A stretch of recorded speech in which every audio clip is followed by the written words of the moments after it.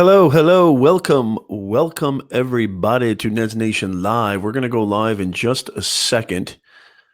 As you can see by the title here, I am testing out some new live streaming software. Looks like we are live. How's everybody doing? Can you see me? Can you hear me? Let me know what's going on. You guys know that I've been using Ecamm for a very long time, and I'm just kind of testing out. I had a great discussion with StreamYard this morning, and I'm just going to double check. Come on in. And I also want to leave the invite.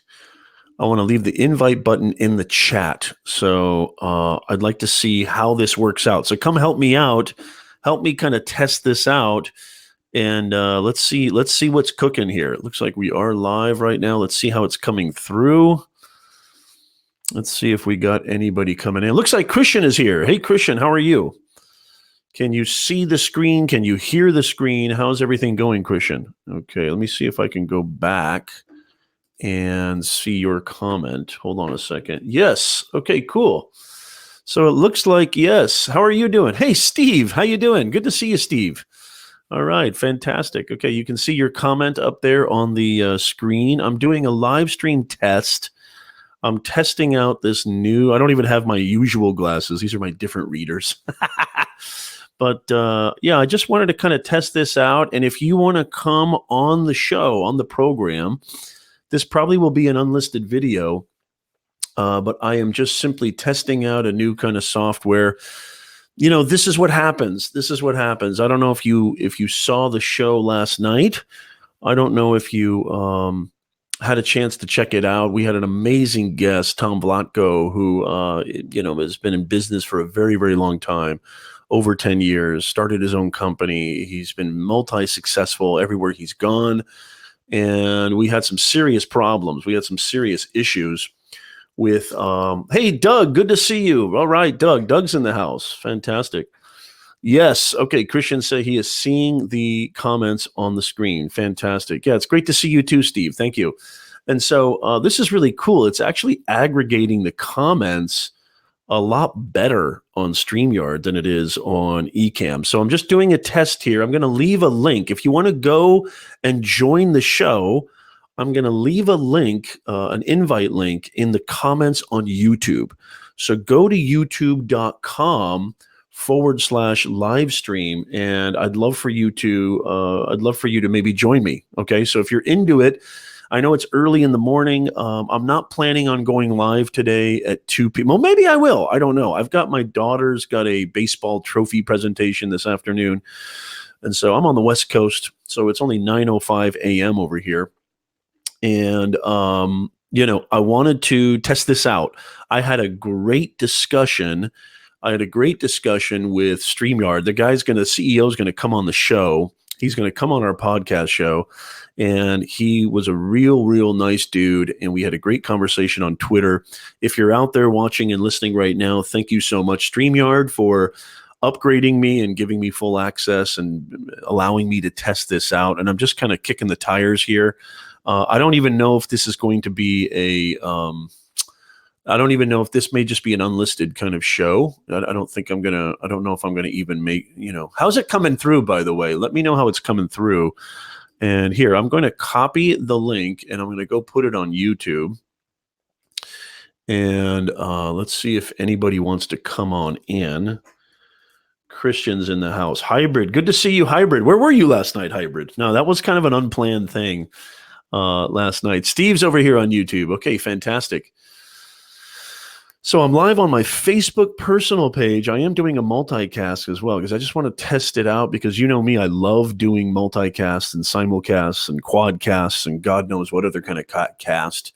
And, this is sort of a part of it, right? This is a part of, hey, Sethi's in the house. How are you, Sethi? It's good to see you. Good to see you, Sethi. Kind of has a little bit of a, Larry Snow is in the house. Fantastic. 5x5. It's kind of got a little bit of it kind of has a little bit of a sort of Be Live kind of vibe to it, which is cool. That's totally cool. But yeah, that's pretty cool. Yeah. So So we had this is I want to make this valuable for you guys, because I know a lot of you guys have been thinking about going live, and a lot of you guys are unbelievable content creators, brands, businesses, coaches, trainers, consultants, what have you, business owners. And so I know a lot of you guys I don't have my studio lights on. I'm just using the natural light from my office window here. Usually I have my studio lights on. This is just a test. And I don't even know if I'm going to even have this be a permanent video on my channel. I don't know. I might. I'm not sure. But so I had an amazing guest on last night, and I usually advise my clients when they go live, do some testing beforehand. So I called up my guest about 2 hours prior to live, to going on air. I've got my questions, and I don't plan out too much of the kind of conversation because I want it to be real and natural. And I think even Chris mentioned in the chat, if Chris is in the house. Oh, I just put the link up there. It's up there. Here, I'll put it right more. I'll put it again, hybrid, right here. I'll put the link right there. I want to see how this looks. Okay, should I turn on the studio lights? I can do that. Let me hold on one second. I can turn on the studio lights. Maybe that's a good idea. Give me just a second, and let me do a huge banner here. Yeah, I can do that. I've got a private chat, Linux. Okay, so I can do that. Give me 1 second here. Let me do that. I'll go turn on the studio lights. Give me 1 second, guys.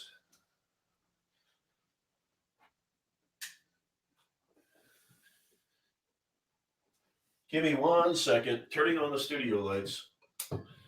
See how it looks with it full on. You can see me kind of walking around in the background. Okay. All right. How's that look? How's the camera look now? Now I've got the studio lights on. How's that look? Okay, looks like Hybrid's in the house. Hybrid, how are you? Let me add him. I'm good, man. I just thought I'd come on to see how this, how your transition test, so you can test this yourself. Yeah. How's it going, man? Good to see you. We got Mike Hybrid Steel, who's a mod here on Nez Nation Live, and is an awesome member of the family. How are you doing, sir? I'm very, very well. It's been one of those days with the kids and so on and so forth as normal, but yeah, apart from that, we're good. Oh, very cool. So I'm kind of testing. So this is literally the first time I've ever used this. So if you got major zoom action, I kind of like this. It's more kind of. I like that feature. That's nice. Nice. That's a little bit better. Like the zoom out feature right there. Let me know in the comments how it's coming through. I got the studio lights on now. Doug's in the house. Good to see you, Doug. Let me see if I can still bring on comments. Yes, I can. Sethy's here. Awesome.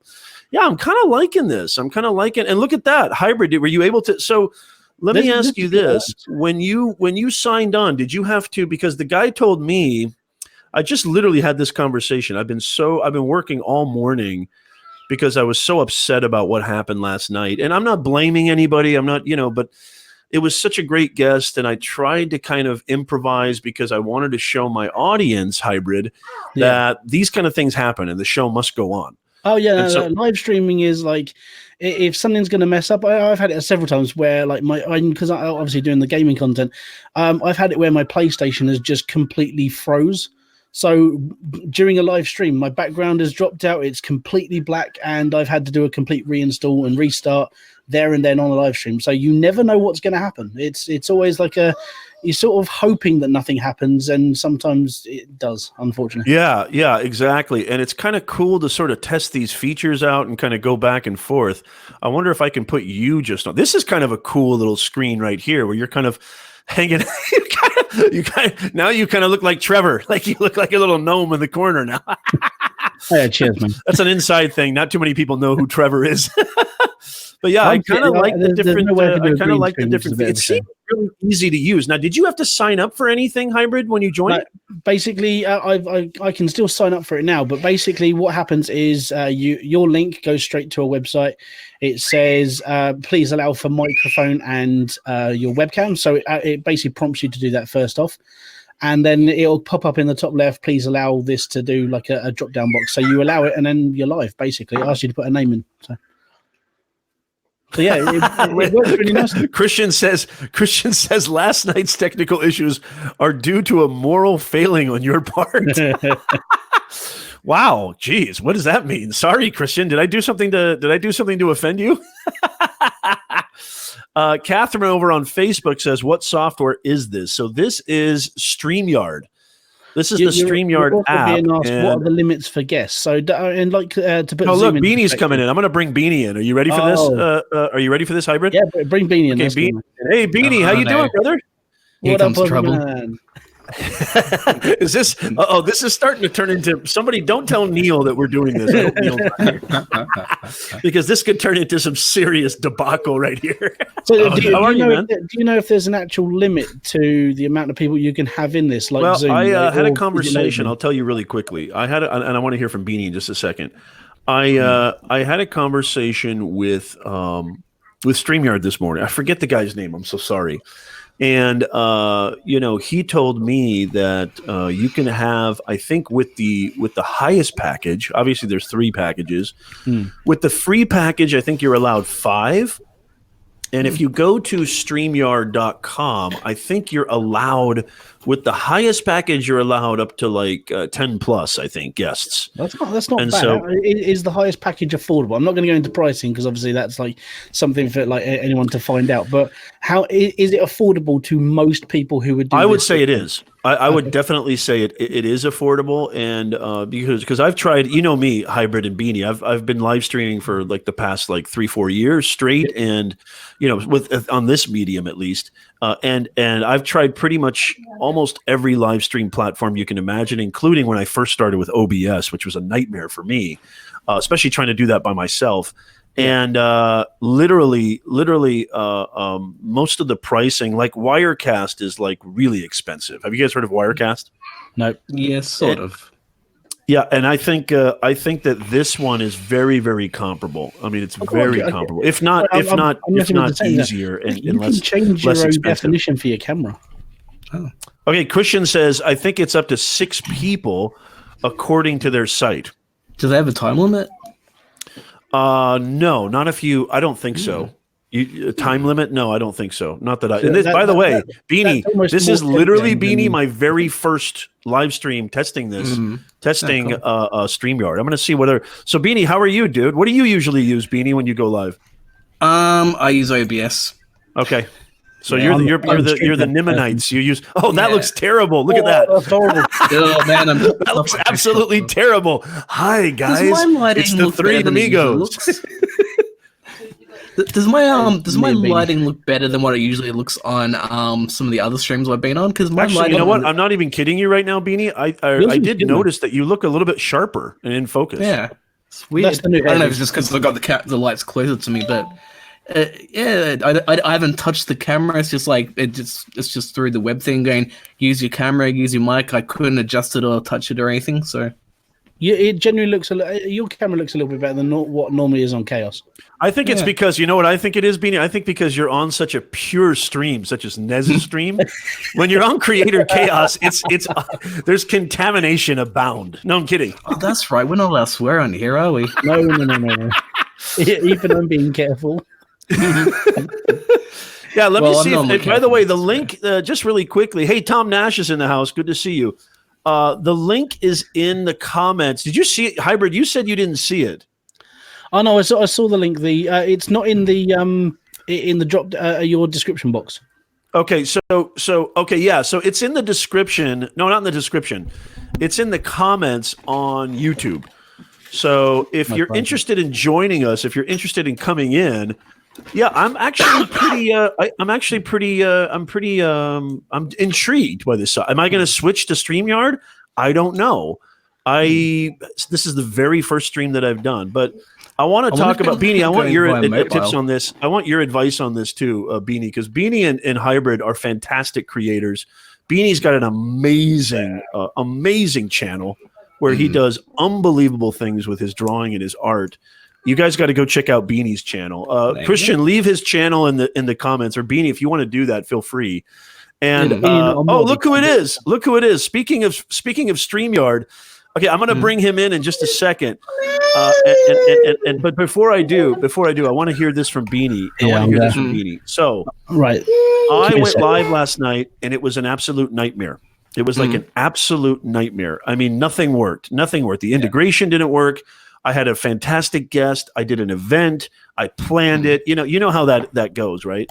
Yeah. So I still went live because the show must go on, and I wanted to show people. What it was like to adapt, what it was like to have technical issues, because people think going live, it's just clicking the button. And you hear this from influencers too. Oh, just click the button and go live. Everything's great. And I know what they're trying to say, but it's not always gravy, is it, Beanie? No.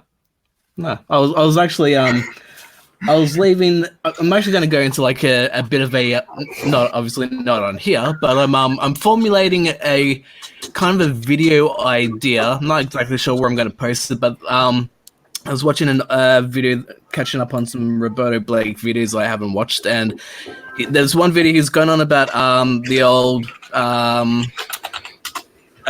quality over quantity, quantity over quality debate thing, and how people like saying just do it.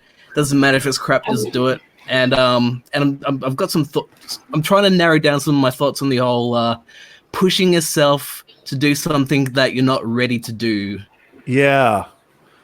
I couldn't agree more, and thank you, Beanie. And I want to welcome, and I'm going to butcher your name, so please introduce yourself and what you do at StreamYard. You are the founder, correct? Yeah, I'm one of the co-founders. Okay, thanks that's for awesome. How do you pronounce your name? Gage. Gage. Hey, Gage. Thank you so much, Gage. I want to just say this before I introduce Gage. Gage was such a sweetheart. You know, he responded to my. I mean, it's Sunday morning, for crying out loud. And Gage was so sweet and nice. I just want to say this. I'm going to embarrass him really quickly. look at Beanie and Hybrid. Hybrid. Wait, Beanie, you're in Aussie land, right? Beanie. Yeah.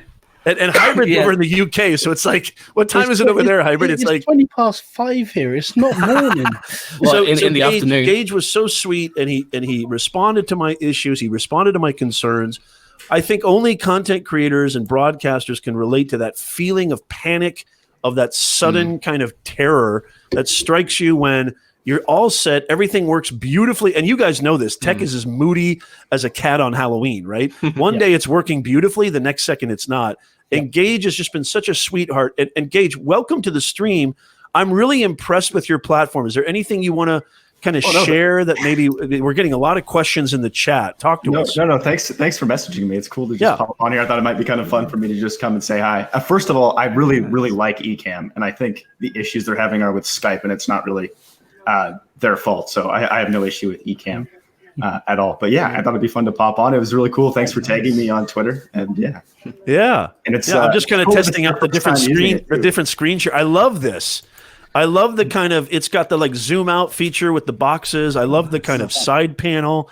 I just think it's great. I'm just kind of having fun. I'm just being a kid right now. Yeah, right on. One thing that might be kind of fun for you to try is with those overlays, you can actually upload MP4 clips. So if you want to try like playing a video, it's kind of cool. Yeah, so I did notice that, and I had a video that was 30 seconds long. I'm going to head off because I've got. Okay, thank you, Hybrid. Thank you. Hey, Hybrid, thank you so much for joining. Appreciate it. No problem. And have a nice day, guys. Yeah, thank you. And by the way, before you go, Hybrid, really quickly, Gage, would StreamYard be used for gaming as well or no? No, it's more of a talk show. It's more of a talk show. Okay. This is more of a Zoom thing, so it's like a conferencing. It's like doing stuff like Chaos does, like yourself with Nez when you're bringing on guests and stuff. It's that sort of platform. This as a gaming thing, I can't do overlays. I can't do all the stuff that I want to do, and that not being horrible, but having text go across two people's faces across the bottom, that would start to annoy me. That's a good suggestion. Yeah. Well, thank you, Hybrid, for joining us. Have a great evening. Yeah, I'll give it a go. All right, take care, man. Beanie, do you do any kind of live streaming? Like I know you do a lot of demonstration. I think you're with your art and your drawing. Talk to us a little bit. Yeah, well, because I have I've got the luxury of fantastic internet, so I've got like 1 megabyte per second upload speed. It's blazing fast, so there's not very much I can do with it. And one thing I've been sort of contemplating long term, because I won't be able to do it on my current. I don't know if this StreamYard kind of if it adapts to lower internet bandwidth. But like I'm kind of I want to do some sort of like art collaborations with other artists. Ooh, they're after you, Nez. Oh, that's me. Let me mute myself. You know what? Hey, Gage, Beanie has a fantastic channel, and feel free to leave that in the comments too, Beanie. Okay. What do you got now? You got like 70,000. How many thousand you have now, Beanie? I don't have 70,000. No, we're close to 70. I'm getting closer to 23,000 subscribers. Oh, well, that's not that bad. Hey, Gage, Beanie's modest, which I'm the exact opposite. No, I'm kidding. No, I'll have to check out the Beanie's channel. got an amazing channel, and that's actually a really good idea. I mean, doing like collaborations like that. Yeah. Have you ever thought, Beanie, of? I mean, you're very amenable to communication. You're good. You're fun to talk to. Have you ever thought about doing like a show just for artists? Well, that's what I'm kind of. It's something I kind of maybe thought about StreamYard. last year. Yeah, well, that's I'm just like the technology. What I'm going to use is kind of separate to the whole format. But I'm just like, I guess that's the good way of bringing in like the technology side of things, because I was trying to figure out how to. The idea is how I'm gonna like have one artist and another artist, like it would be like obviously me and another artist like collaborating somehow, not on the same artwork but on a similar kind of themed artwork in a live stream format. I'm just wondering what kind of, like when I saw like the split up, how we would like when it was like the 3 and hybrid, wasn't quite the fan of that, but as two like those, I didn't see any bezels in the actual frame. I actually quite liked that, so I'm like going, that could actually, because the other webcam services I've been with, they're like, if it's 2 people, it's like it's usually like sort of like a cropped bar, and then like it's like, well, it's not a cropped bar, but like the 2 different frames are shrunk down to fit the wide angle view, but like when it crops in, that can actually work for the like this. Yes. This is this would actually work really well. I love how simple it is. Yeah. And because like some artists, like, normally we'd like draw like maybe wide format so it'd fit into like the wide frame, but a lot of artists draw portrait, and for something like in this format with 2 different artists like drawing similarly at the same time in a portrait format, that would work really well with that style. Yeah. Right on. What do you think, Gage? Sorry, what was that? What do you think of that, Gage? What he just said? No, yeah, that'd be cool. One interesting way I've seen people use it is with like AirPlay. So I've seen some guys do drawing on like a tablet to demonstrate something while they're on StreamYard, which is a cool way to use it for sure. And by the way, I have to give a shout out to Hybrid because he's all poopy pants now because I. Hey, Hybrid, you got to be kidding me, right? You're a moderator on my channel. I bring you on my show. This is the second time. I don't bring in anybody, just anybody on my show. He goes, my channel doesn't get mentioned, only Beanies. Hey, Gage, yeah. Being a live streamer, you're kind of like, I'm a dad. I got 2 kids, and Beanie will back me up on this. Being a live streamer, these are your audience is kind of like your children. They all want to be treated equally, fairly. Don't give as much attention to one. What do you think, Beanie? No? I guess it depends on the audience. It'd be kind of because my audience does tend to be young. It'd be kind of weird if I called them my children, because I'm like, if I want, I've got okay. I take that back. It's based on context. It's based on context. Yeah. Okay, so I want to bring some more people on. Gage, do you want to stick around, or do you have to go? I've got a call at 9:30, but thanks so much for having me on. It was fun. Okay, to say, awesome. Hey, Gage, I want to say one more thing too. We're going to talk some more, and Gage is actually going to be on our live stream podcast. And I just want to say before you leave, Gage, thank you so much for, I run 2 businesses. I run an agency and an online academy, as well as I'm a business communications professor and a content creating machine. And I just want to say one of the things I always advise my clients is go all in on the human, go all in on your customers, go all in on the people. You exemplified that today. So I just want to say thank you. And I just want to say kudos to you. I wish you nothing but the best. And I can't wait to have you on the show. Yeah, I can't wait to be there. Nice to meet you, Beanie and Hybrid. Nice and thanks for having me on. All right, take care. All right, we've got Sethi coming in. Beanie, I'm glad you're still here. Sethi, how are you, buddy? Made it, finally. You actually made it. We've also got Doug Hewson coming in. Doug is a fantastic creator. Flip, what do you got now? You've got like how many subscribers now? Flip, you're doing amazing.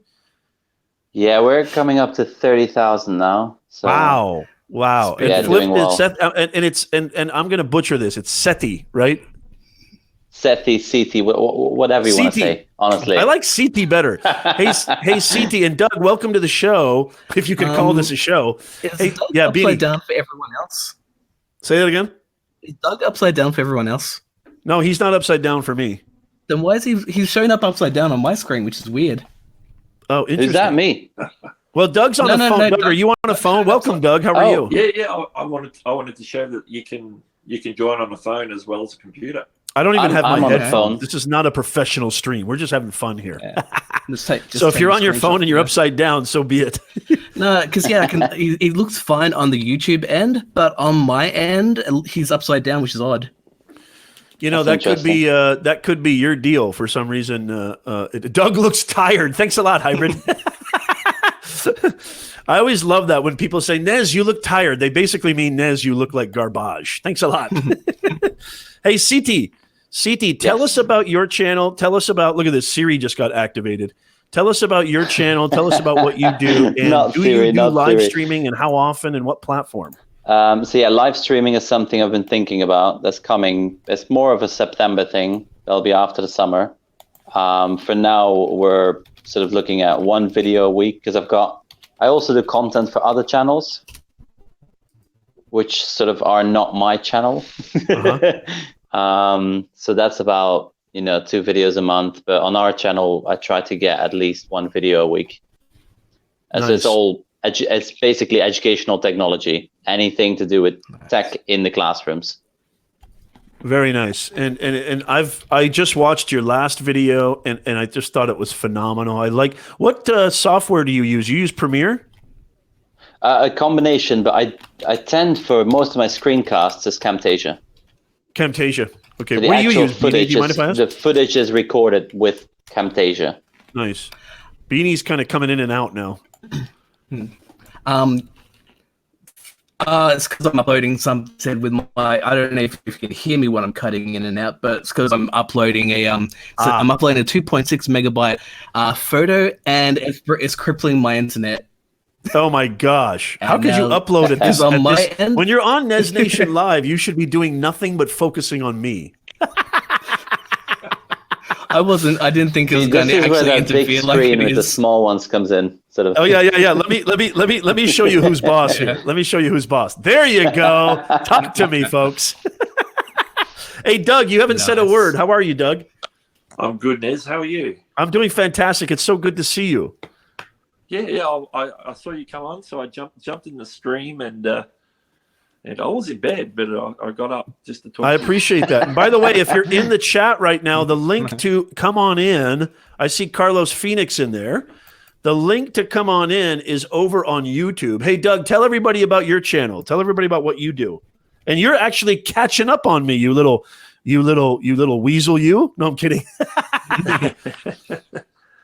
It's all about catching Nez. That's what it's all about. It's all about catching Nez.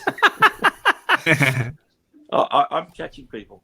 I do talk about tech for content creation, but I do a lot of stuff about YouTube these days. So talk about YouTube quite a lot. Talk about and do tutorials for stuff like Anchor and all Canva and all the different apps that you can do content creation on. Nice. And you're also a moderator on the Niminati. Longtime moderator, right? Like you're like one of the OG moderators, correct? Oh, a long time now. Yeah. Probably 18 months, coming up towards 2 years. Nice. Very cool. Very cool. Love it. And it's cool because what I love about this community and what I love about the Nez Nation family is that, everybody really supports each other. We razz each other. We have fun with each other. And everybody supports each other, but it's just such a great community. This is the reason why I get so bummed and so kind of not bent out of shape, but I get a little bit kind of riled up when people say, "Oh God, online friends." Well, who are online friends? Like, what do you mean? That's not the real thing. Yeah. That's not. What are your thoughts on that, isn't it? It's because I haven't experienced it. That's why. It's not until you experience it that you actually understand it. Yeah. I mean, I've met some amazing people in the online space, and to be quite honest, and CT's been with the Nez Nation family for a while, And like, I mean, we've gone back and forth. I've never met Beanie. I've never met Doug. I've never met CT in real life. I'm about to meet Neal in real life, which I'm actually kind of a little bit worried about. No, I'm kidding. I don't know if Neal's going to hug me or punch me. I'm probably the latter. But He might do both. when I do meet people at conferences, when I do meet people like, hey, Christina, Neal, if you guys want to jump on, we're allowed. The link is in the chat. I'm testing a new software. When I do meet people at conferences, it's just a nice special treat. It's like, oh wow, cool. Like it's amazing. It's like I've seen you in videos. I've seen you in this kind of facade, this artificial facade, which is online, and now it's like meeting you in person. It just makes it that much more powerful, and I just love it. I think it's great. CT, what do you think? Yeah, I mean, I've had the same experience because obviously being in the ed tech sort of space, there's not a lot of us doing it. So, obviously you travel to the same conferences, and then when you finally meet up, it's as if you already know someone because you've been talking and you've been working together for years. 100% punch. Hey, not if I punch you first, Neal. Ooh. Hey, Neal, I'm pretty quick. I'm a big dude, but I'm pretty quick. Come here, Neal. I got you. Yeah, we saw you on that VR and. Oh God, CT, you remember that? CT remembers that. Oh God, that was so embarrassing. I literally thought I was going to die. Yeah, we saw. Hey, Beanie, Doug, I did a virtual reality. I was with Nick and Dee at VidCon, and I did a virtual reality. And it was jumping off a plank, and the purpose was you're supposed to jump off the plank. Yeah, I've seen those. Oh my God! And like I literally couldn't do it. I wussed out. Yeah. I couldn't jump off the plank, even though I knew consciously in my head. I'd love to try that. I mean, it was crazy. No, I'm serious, Beanie. It literally felt like I was going to die.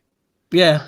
I've in the gamer space, I've actually watched a lot of people doing those kind of videos, and it's really interesting because you like as a viewer, you're just like going, what are you talking about? You'd be able to tell that's digital, and then because when you were saying before about people saying that online friends, you kind of have online friends. It's like, well, you haven't experienced the online friends, so you don't know what it's like.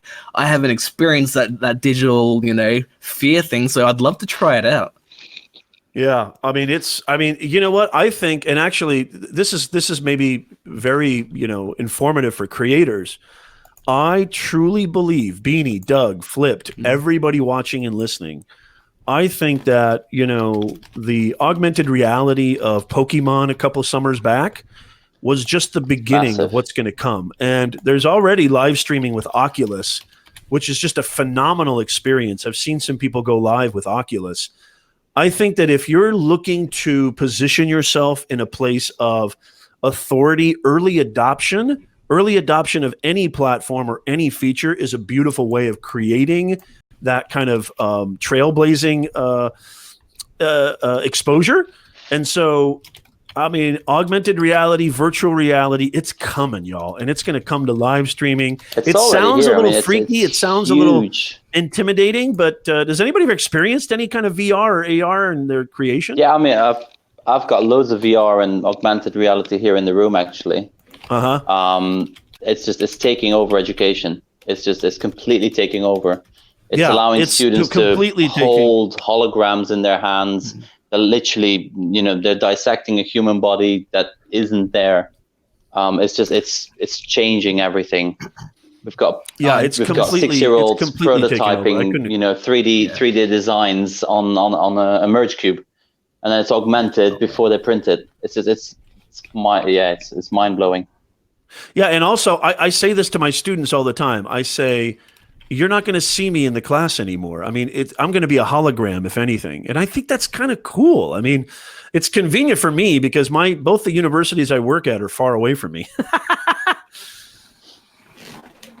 I wish that, the universities would step up. Could you imagine? I could have an entire classroom. You're allowed 200 people on Zoom. I could Zoom with up to 200 people. That? Say that again, Beanie? Could you imagine that, though? 200 people on Zoom, that would be... You think chaos is chaotic. Oh, 200 people on Zoom. I would love it. You know what, Beanie? I would absolutely welcome it. And I want to would watch love it to see what happens. See, but the nice thing there is Me that too. you as a professor, you can mute them. Yes. Right. That's the key. So you can't do that in a lecture. No, you can't do that in a lecture. You just Yeah, future that's of true. education, You can't. maybe. You can't do that. It's actually there's more power to the lecturer or the professor, whoever that is. Yeah, I mean, I think that honestly, I've done this with I've taught some adult education classes, and I've done some Zooms with up to like not that many people, obviously, like up to 10 or 15. It is a little bit kind of hectic. Beanie's right. But when you do it, when you're experienced and you've been doing it for a while, you kind of work it out. It just kind of works out. It's really, really easy. Neal, you're not allowed in. What? I'm not bringing Neal on. Neal, I said anybody but you. You're joking about that one, right? Hey, Beanie, Doug, Siti, Neal's trying to get on. I can't see your camera, so it's not working, Neal. Bye. Oh, God. now I you're like to definitely give Neal getting such a punched. hard time. Did you hear what I said on Nick's stream yesterday? Did you guys hear what I said on Nick's stream yesterday, Beanie? No, I was paying attention to moderating. Were you there, Doug? Did you hear what I said on Nick's stream yesterday? No, I missed it. Oh, okay. How about you, CT? Were you there on Nick's stream? I was fast asleep. We might be in the same country, you but gotta he's go up watch all it. night. It was funny. So, And Christina was there too, and I know Christina loved it. But hey, put on a shirt, Neal. This is a professional broadcast. Has he just? He's just woken up, hasn't he? Oh God! I want to see it. Okay, I'm gonna bring him on, but I just be forewarned. This might. Hey guys, this is going to be an unlisted stream starting right now. He's not that. Oh bad. no! Oh no! What is going on here? Okay, now I Hey, see Neal. what you mean. Good evening, everybody. Now I see what Hey you Neal, mean. did you just wake up or what happened? No, I've been awake for a while, working on some stuff for the new Creator Chaos interviews, and I thought Creator Chaos I thought interviews. I'd just be naked for you guys. Oh my goodness gracious!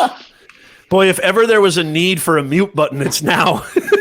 I mean, I can quickly put a shirt on, but if I get up, you're going to see a lot more. No. Whatever you do, don't get up. You don't come with a staff just constantly floating around.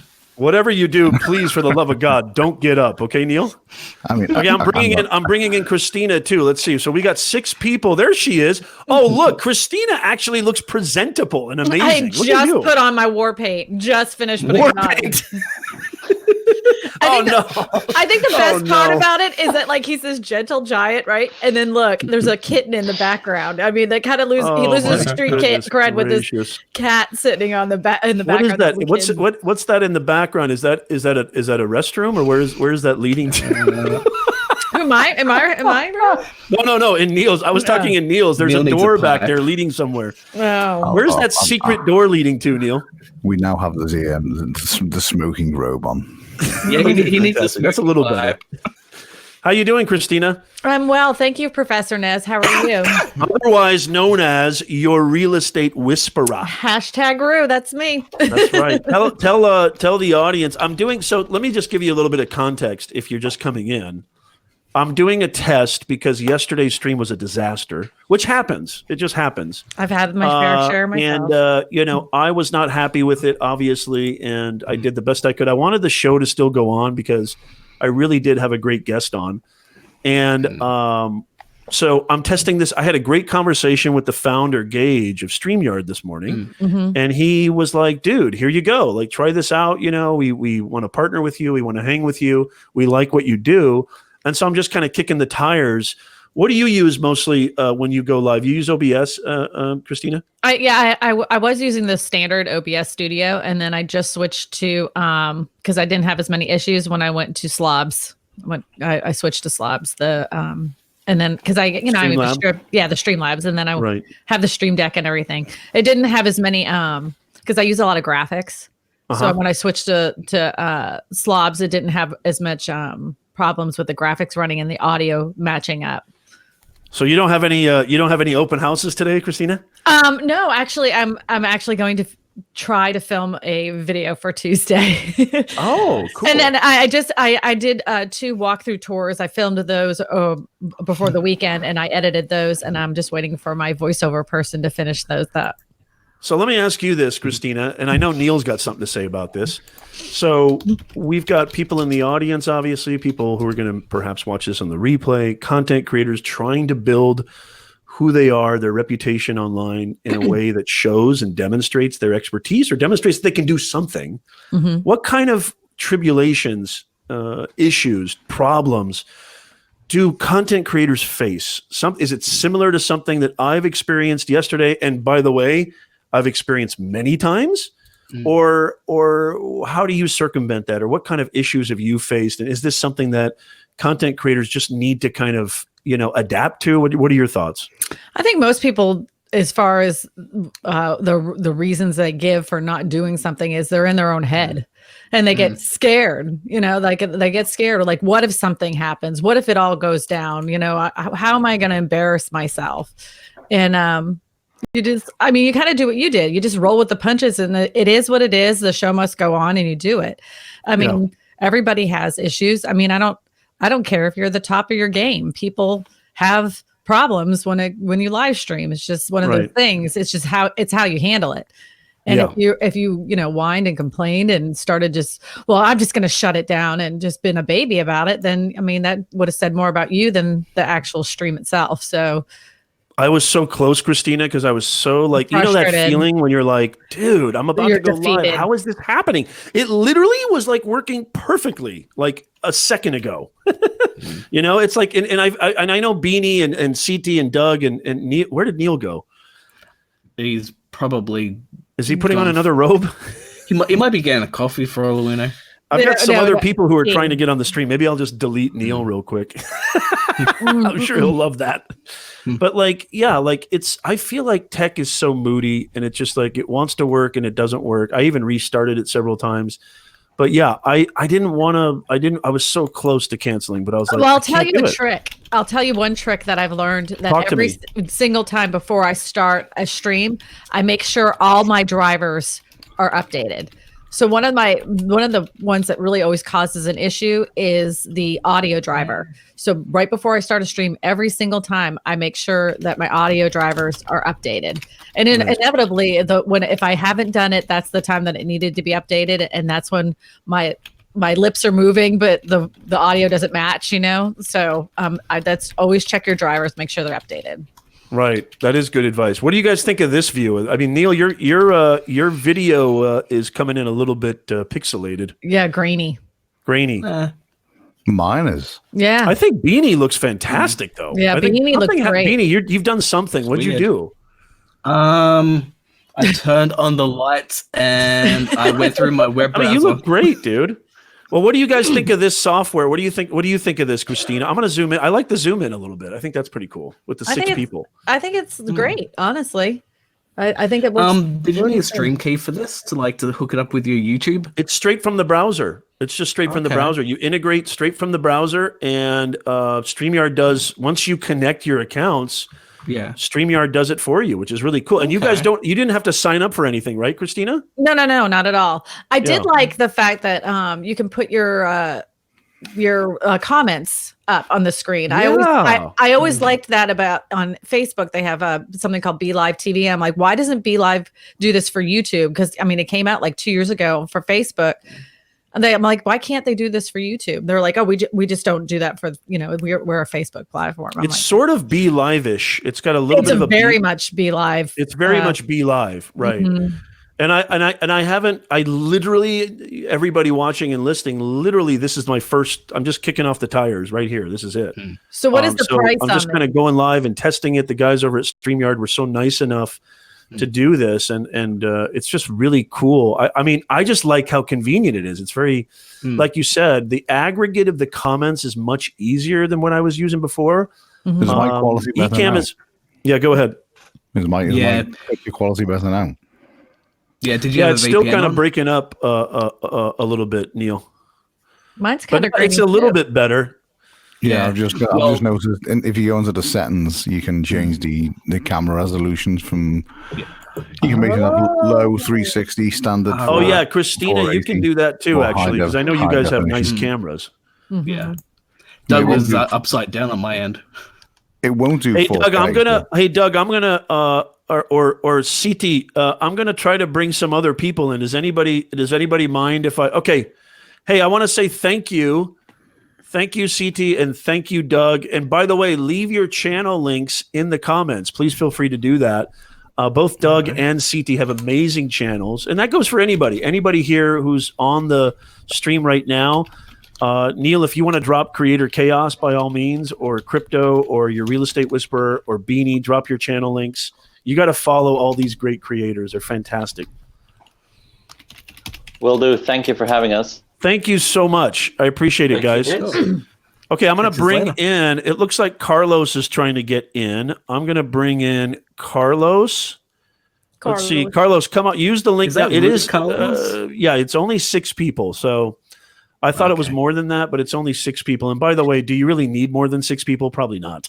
Oh no, that can cause a nightmare. We've found that. Reminds me of another stream. What is the pricing? What is the pricing run on? It's really comparable. I mean, it's like if you go to the website, Christina, if you go to Stream, I think even Christian, are you still here? I think Christian actually even left that in the comments. But the pricing is very, very comparable. I think the basic is free, and then the middle one is like $20 a month or something.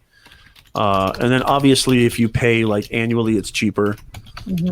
But it's kind of cool. I mean, you can do I can do something like this. I can do a little banner here, which is kind of cool, like testing new live. I mean, obviously, I could add like that. I mean, I need to fix that or figure that out. But I mean, it's kind of cool. You can do a lot of different things with it.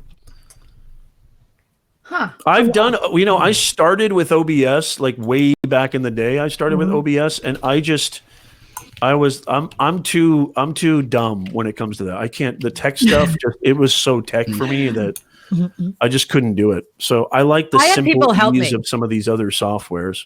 Whenever I set that up, like, cause there really wasn't any other option when it came. Yeah, exactly. Streaming on YouTube. So I was like, well, I don't know how to do this, but I want it to look nice. So I had, I kept asking questions, and then I'd find tutorials. Like Nick Nimmin has a whole series of OBS, and so does Dusty Porter has a good series, very good series on OBS and Streamlabs. So I followed them. I even did like all my resolutions, everything that they did. I'd pause it and like do it. Yeah. And then it worked good enough, worked good enough. But I've since tweaked it a little bit since then. Yeah, I probably need to go check those out for sure. I mean, I remember him releasing that whole series.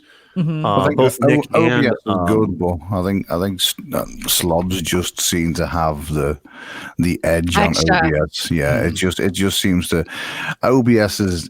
It doesn't get the updates. It doesn't look as smooth. It doesn't look as sleek. It does. Right. With SLOBS, they're constantly updating. SLOBS are constantly updating what you can do with SLOBS. The ability, you can push it further than you can do with OBS. And to be honest with you, it just seems to set up that little bit easier as well.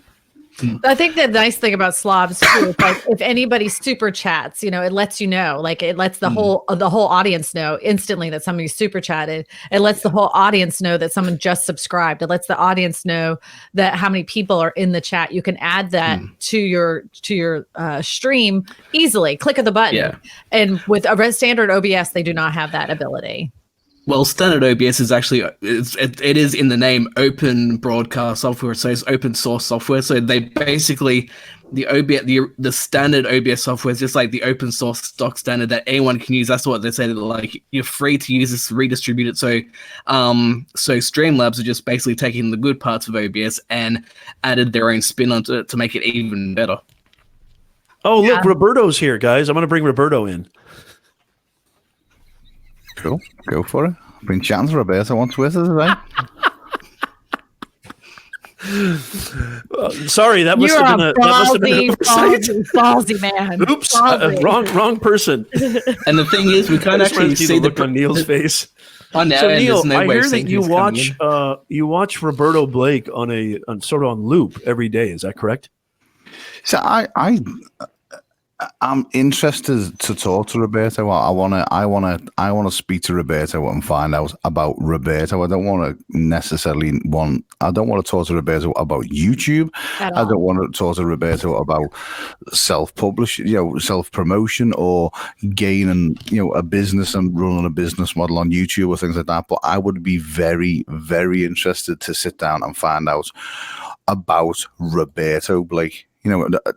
Like where he comes from, why did he decide to go into YouTube? What avenues led him to YouTube? You know what I mean? And I think it could be really interesting to find out about him rather than about what he could tell me about what I should be doing. I think that would be for me a more interesting story.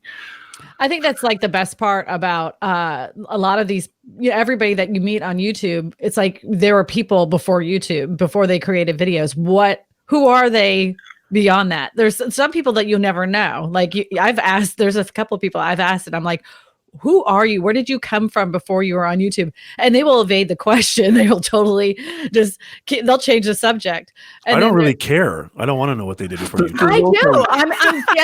I'm genuinely interested in people, in their story, and how they became, or who they are, and how did they become this person or personality or persona that they are on YouTube. Some people are exactly the way that they perceive, they show themselves on YouTube. Other people are 100% not that person. So it'd be interesting to have like a real conversation with all these people that, we think we know, and then find out if that's who they really are, and that's what I like about Creator Chaos. I mean, I want to be completely like sincere for a second. Because all the other times you're never thus far. Yeah, you're never sincere any other time. This is the only time we're going to be really sincere. But all kidding aside, I mean, I kind of like this is, I don't plan my God. Neal's going to be like, obviously, I don't plan the conversations like some people who host. Like I'm friends with Ross and some other hosts, and I think Nick, even when he has guests on. Like they have questions. They have and Christina, I don't know if do you do like real estate interviews, or do you ever do anything like that? Like bring on other real estate brokers? Well, I used to do interviews about a year ago of local businesses here in the area, and I always winged it. I just would like take a tour of their shop the whole entire time, and I just wanted it to be like a free form, real question answer kind of thing. Some people, it's so weird to me. Once you get a camera in front of them, they cannot talk. Hey, you guys, Christina, Beanie, Neal, everybody wants you. This is a skill. This is a serious skill. Like most people, even I've worked with like executives and sales managers, VPs, they get in front of a camera and it's a whole different game. I think this is such a valuable, viable, attractive skill. And it's not easy. It seems easier to you guys because you guys do this all the time, right? We do this all the time and we've gotten like acclimated to it, but this is a very, very, I mean, sometimes I'll have guests on the podcast and I say, we're going to do this live. And I hear a change in their voice. I can hear the tension. I think with YouTube, the thing with YouTube is that there's certain people that come onto YouTube. What was that? He's going to say something important. They're a certain person off YouTube, but I think I should have a GIF. Is it GIF or GIF? YouTube allows that person to become somebody else, and a lot of people who are on YouTube, they don't necessarily like you to know who they are. True. If that makes sense. Well, no, I mean, I was going to say this though. I think that Creator Chaos, and I hope somebody, Christian, you're the main mod. I think that what you guys do on Creator Chaos, I really enjoy that show a lot because it feels like how I would want to do a show, which is I have ideas of what I want to ask, and I have like, guests that relate to who I am. Like I don't talk about cross-pollination or astrophysics because I don't know anything about that. But when it comes to 21st century communications, I know a thing or two about that. And so I only stay in my reservoir, my like know your lane, Nez. Know your lane. Yeah, right? Exactly. I don't need to I don't need to worry about what am I going to ask this person or I like to have the conversation be natural. And that's what I like about Creator Chaos, which is maybe sometimes a little too natural. Yeah, I mean, Creator Chaos. No, seriously, I love that format. We have gone through a I want to put it, a storm. Yeah, it's definitely changed in the way that the channel's grown, and it's basically we were one dimensional and we went down one path, and it was kind of like, right, come on, let's just go live, just basically say what we want to say, and then reality kind of kicks in, and it's like, well, apart from this channel, I've got my own channel. Christine's got her own channel. Doug's, the people that come on at Modern Day Tech, Beanie, we've all got our own channels apart from Chaos. So when things do happen within Chaos, that can tend to lead to, a bit of a fallout on your own channel. So we decided, okay, let's take a few of the crazies out of it. Let's, take some of the nonsense out of it. Some of the discussions that were taking place are not necessarily needed to be, aired in the, we can have our own views on things, but people don't necessarily need to know them live on air.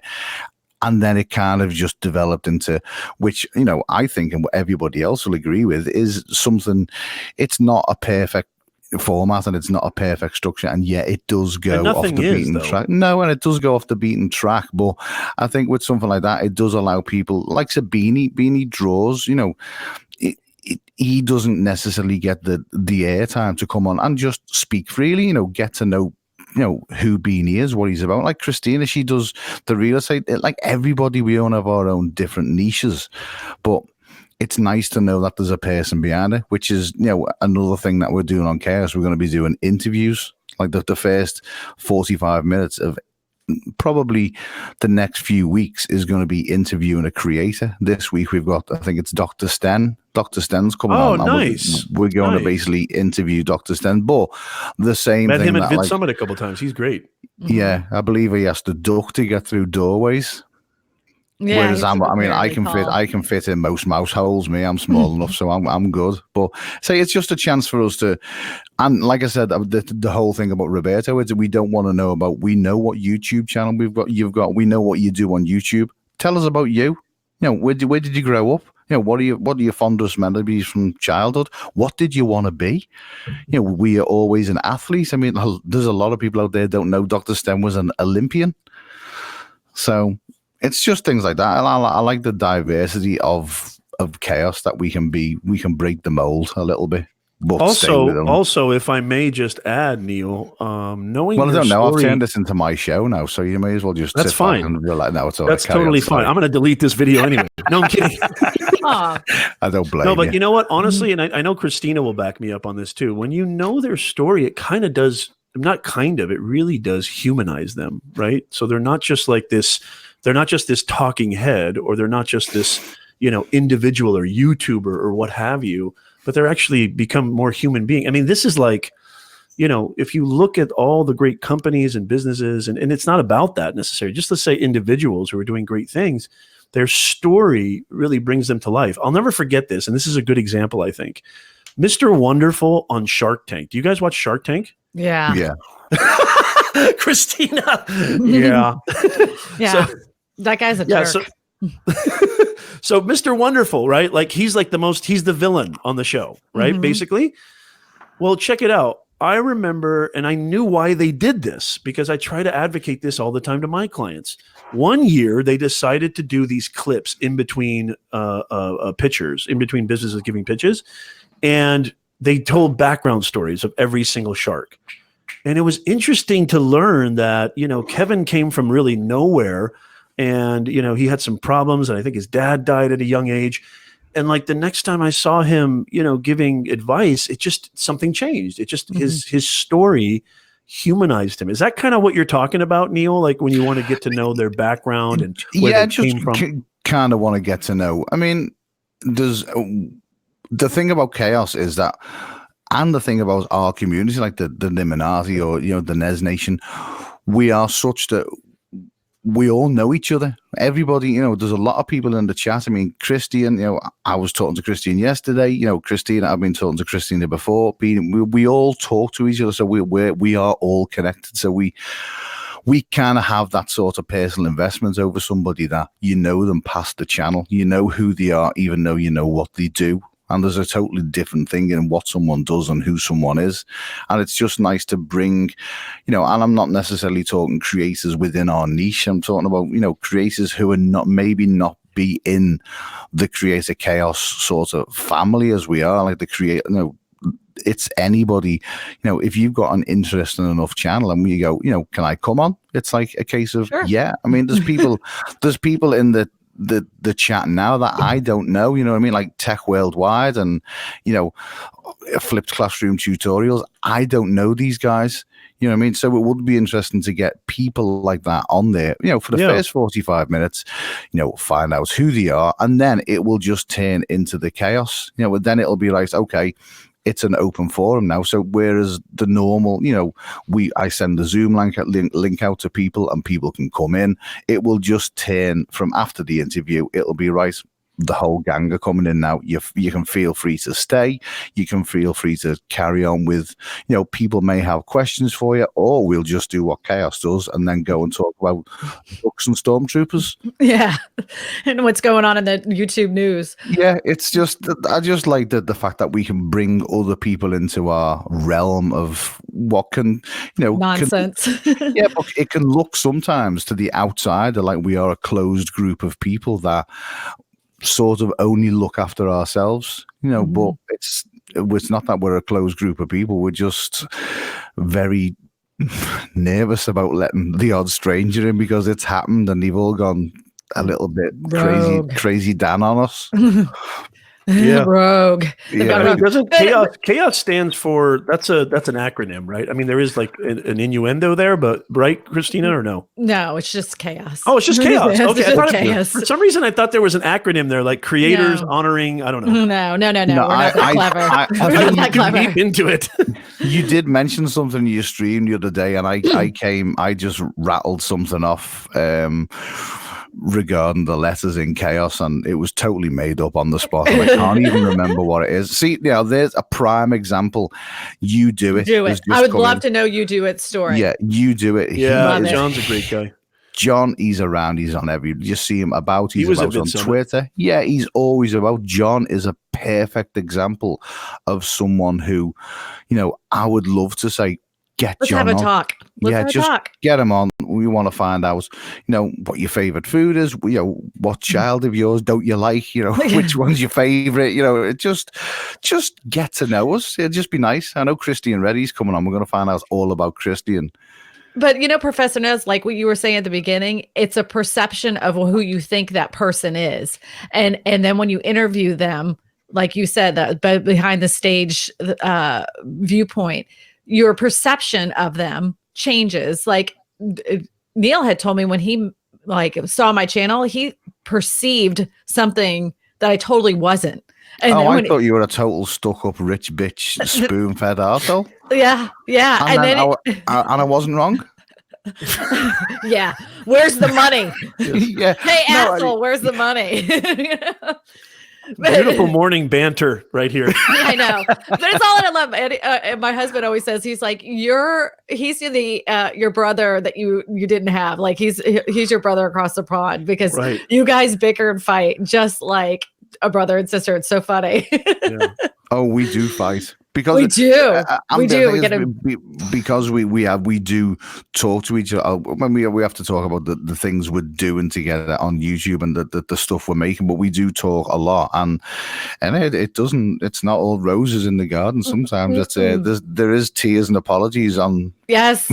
I've had breakdowns where I'm like, because I've done some pretty horrible things. I'm just like, I've said wrong things. That's how relationships grow. It can't all be, roses and unicorns, right? That's what he says. I'm like, I hate fighting. He's like, sometimes you just have to fight. And I'm like, it. Yeah, I don't like it. I don't trust a relationship if there's not a little bit of, Exactly. No relationship known to man on earth has ever been, okay, for the first 12 months, it's great. After that, it's disaster. Mm-hmm. I always say that people can pretend for 6 months. That's what I always say. People can pretend for 6 months. Ever notice like everybody's like, my new boyfriend's fantastic or my new girlfriend's fantastic. And then 6 months later you ask them, they're like, yeah, it isn't the same as it was at the beginning because anybody could pretend for 6 months. Yeah. Who's that guy on the end of the couch? Get him out of my house. I know. This is not the person I remember 6 months ago. Well, no, I want to say I commend you guys. I think you guys are doing great stuff, and I love the idea. Every show evolves. You can't hear? No Beanie. Oh, Beanie. No, I can't hear you. Beanie. Nope. You can't either, right, Christina? Nope. No audio. I'm going to bring in Carlos Phoenix here in just a second. Okay, Beanie's gone. Oops. Bye, Beanie. Phoenix. I've got so just really quickly before I bring Carlos in, I just want to say, go check out Creator Chaos. Go subscribe to their channel. It's a fantastic community talking about, YouTube, life as a content creator. I think other issues, ancillary issues that I think relate to all of that. And it's just a great conversation. Sometimes it gets chaotic, which I love. I actually love that part of it. It jumps off the rails Neal a lot. and Christina can sometimes go back and forth, which is fantastic. I love it. And you guys should definitely go check it out. And it sounds like you've got a nice roster of guests to be coming on very soon. Hopefully I'm trying to see your camera got a lot better too, Neal, by the way. I think it might just be it could just be your end's internet because you're trying to pull a lot of people in at the same time, so it can get mixed up. But say going back to the chaos, it's trying to for me, I've kind of let me guard down so people kind of know who I am. They kind of know he's that guy from England who's just a little bit strange, he's a little bit weird. Yeah, you're the guy with the voice. I'm sorry. You're the guy with the voice. I mean, Neal's microphone sort of dominates. Am I wrong, Christina? No. I mean, I'm so used to it. So. Hi, I'm Neal. I'm going to take over. I am your father. I mean, I can speak like this if you want to. Oh no. I can totally dominate the stream. But yeah, so just really quickly, just really quickly, I'm not going live today at my normal time because my daughter's got trophy presentation for softball. So that's kind of another reason why I went live last night with my guest. And so trophy, but what? Say that again. Trophy what? It's trophy presentation. Trophy presentation. So they have a presentation just to hand you a trophy. And also it's like a pizza thing. They're all the parents. I'm not really super excited about it. That sounds great. That sounds like a lot of fun. Yeah. You sounded so genuine, Christina. I am not the Pinterest mom that be all over that. I'm always like, are you joking? Are you serious? Like, and even it's so funny is my kids are even like, I don't really want to go. I'm like, then why are we going? Everybody's like that. Like, I feel like nobody wants to go. Like, I don't know why they're doing this. Well, we don't go. I'm like, no, we're not doing that. Yeah. Well, my wife's like the what do you call it? The parent mom. Pinterest mom? Huh?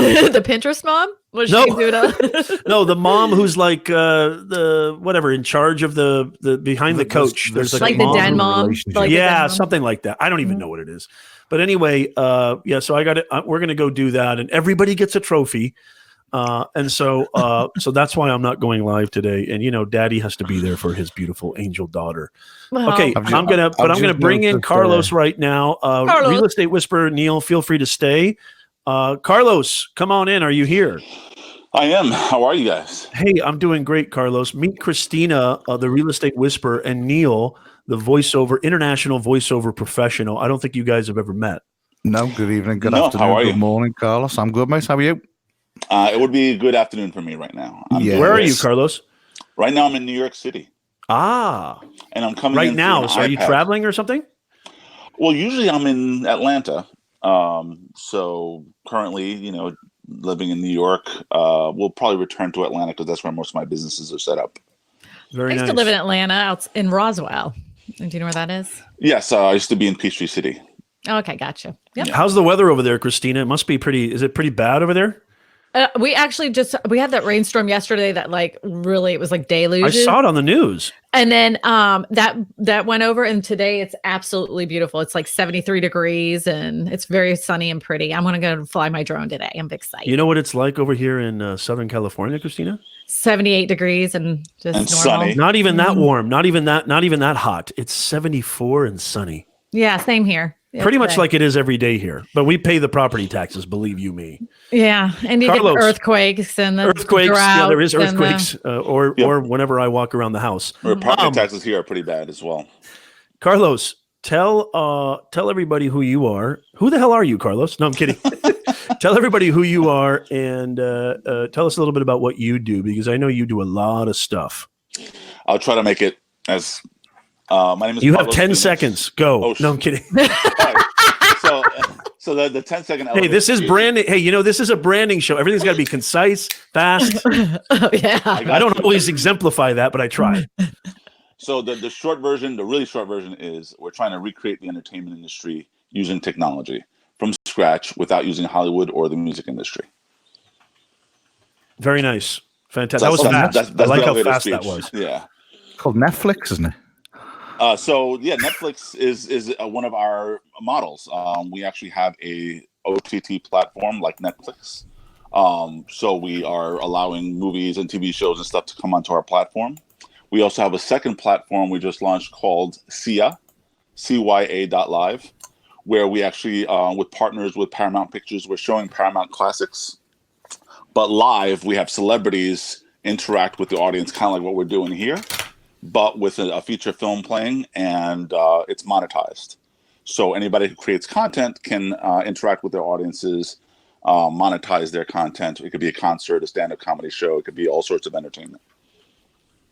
Somebody tell Michael Daniels he can come in if he wants to. I was just about to say, can we say hi to Michael Daniels? Yeah, get Michael Daniels in here. Michael Daniels. Hey, Carlos, have you ever used? Oh, sorry, Neal, go ahead. Michael Daniels was actually commenting on my hair earlier on in chat, and yes, it's not its usual sleek. I literally got out of bed, sat at the computer, done some artwork for Chaos. I was about to jump in the box and record some stuff for Christina for some real estate videos, and then this happened. It's nice to see, Neal, that you care about my show so much that you made yourself look so... Well, hence why I was naked. I thought I'd just be natural. I was come on to the impressed. show. No, this is totally just a test. This is if you were on the show, I know it would be a completely different... Neal is the physical embodiment of a pineapple. Pretty much. Actually, it's not a bad. Yeah. Speaking of pineapples, how many pineapples did we see in that stream yesterday? Oh my god! Oh my god! Safe word. I know it wasn't working. It was not working. It was not working. We tried 20 minutes. Christina, I jumped on, and I don't want to obviously mention names, but I jumped on, Christina, and I heard Nick go. We've seen your comments. Don't worry. Yeah, I was commenting. I saw a big. Well, no, Christina, I jumped on Nick's stream, and literally, I could hear Nick's. I could hear desperation in his voice, and I know that desperation because when this individual was on my show 2 years ago, it was a 3.5 hour diatribe. So. I know that tension. He was like, okay, I gotta. Okay, thank you so much. I gotta get to this other call. I got channel reviews. Let's just talk about that for a second, though, Nez. To stop rudeness, you have to be rude. Please, wait, Christina, I want to hear this. Yeah. So, say you have a guest that, basically has that type of personality that tries to take over the stream. Yes. How is it that you handle the fact that? How do you tell them? How do you end a stream, or how do you cut them off to the point where do you just say, let me just stop you right there? And then, because I've heard you do that before. How do you handle something like that? Especially when you know that they're maybe more influential than you are, or, you feel like they have a little bit more street cred than you do. How do you handle and wrangle somebody in like that? That's such a great question. And honestly, the way that I try to, I like to think that I'm very aware in a conversation. And I like to think that I understand the gaps and the breaks that I think normal people can understand. And if it gets to that point, Christina, where it's dude, you're just on another planet, right? Mm-hmm. And believe me, I've been there too. And I love it when hosts say, Nez, let's bring it back. That's fine, because I can go off too. But I like to think I'm more aware than that. Mm-hmm. And I just will, if it gets to, usually I'll try very politely and professionally, just be try to segue the conversation or veer it, or try to navigate the ship, right? Take over the helm.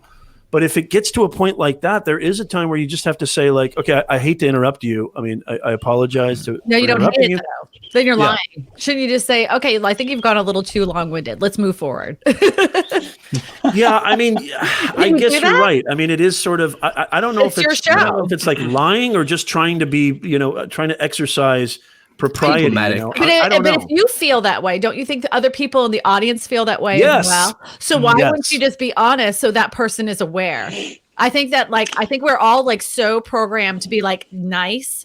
I think we should start being more honest with our own. Honesty. Well, what would you say, Christine? Would you say, "Hey, buddy, that's enough out of you"? Well, I always make everything into something kind of almost like a joke, but it's serious, you know? So it's like whenever you ask, like, or you're like, hey, okay, look, you're going off the rails here. Let's wrangle this back in. You said a lot of words. I think that's nice, though. I don't think that's not nice, is it? No, but I think a lot of times when people have these kinds of things, they have a tendency just to do this. They just nod their head. They're nod their head.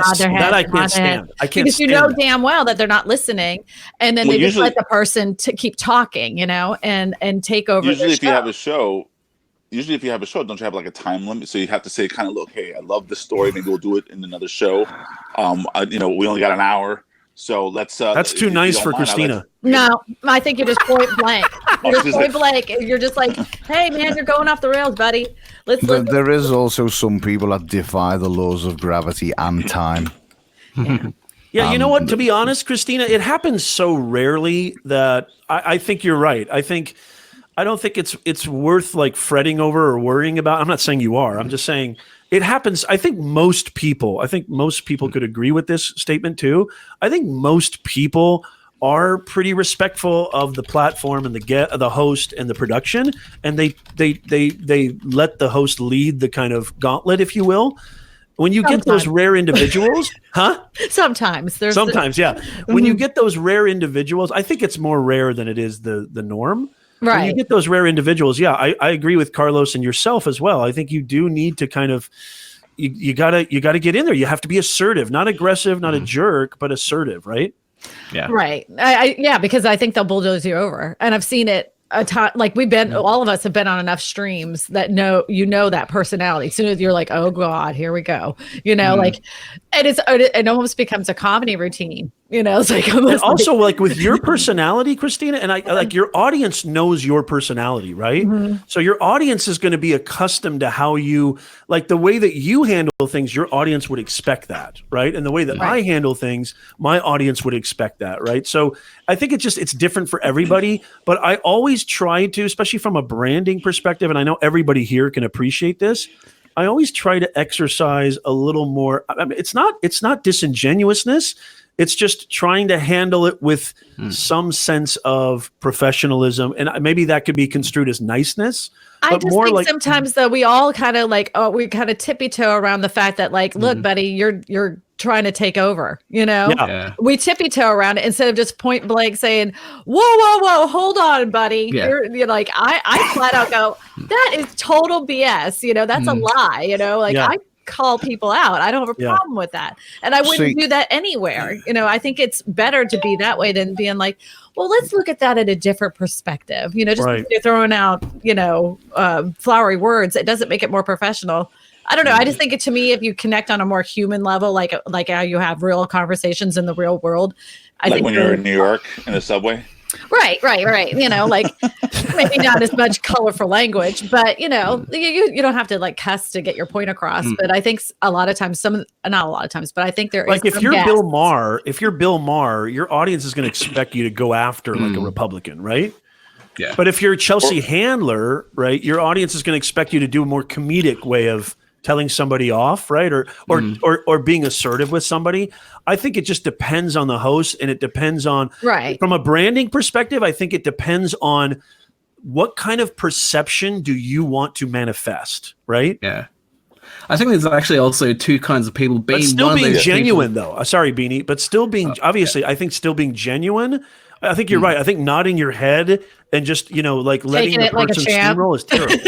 I totally agree with that. I like the way you said that. Sorry, Beanie, go ahead. That's all right. No, I was just saying, being as someone who has been that annoying, interrupting person that, like, there's two kinds of people. There's the people that are like some that they know that they overtake things and they simply don't seem to care about that. And then there's people like me who, in the past, like I kind of appreciate, like, you don't have to be a complete a-hole about it. You can just be like, you can be blunt and just go, look, okay, pull it in a bit, and then there's people like me who go, oh, sorry, I didn't realize that, and then you because I had a friend many years ago that did exactly that with me. She's like, look, you yada yada yada, and I'm like, oh, sorry, I didn't realize I was having that impact, and it gave me something to think about. Sure, maybe I was overthinking some things, going, am I overstepping things? Am I annoying people? But I do that, like, I'll do that. How old were you then? I was like probably 20, something like. Right. Like there are some people that are adults that never get that conversation and will never grow up.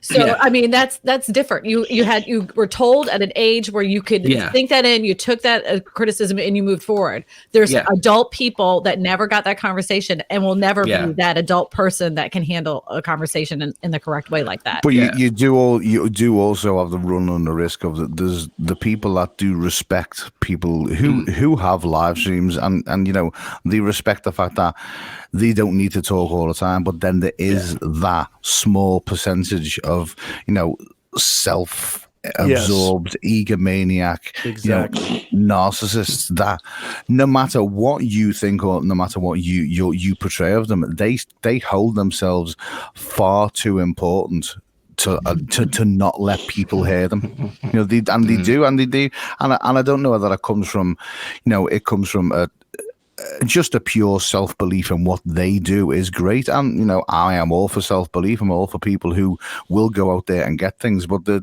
has to be a time when it just does have to come to a stop, and you've got to go, okay, well, I've had my say, now it's time for somebody else, but there is people that won't allow that to happen.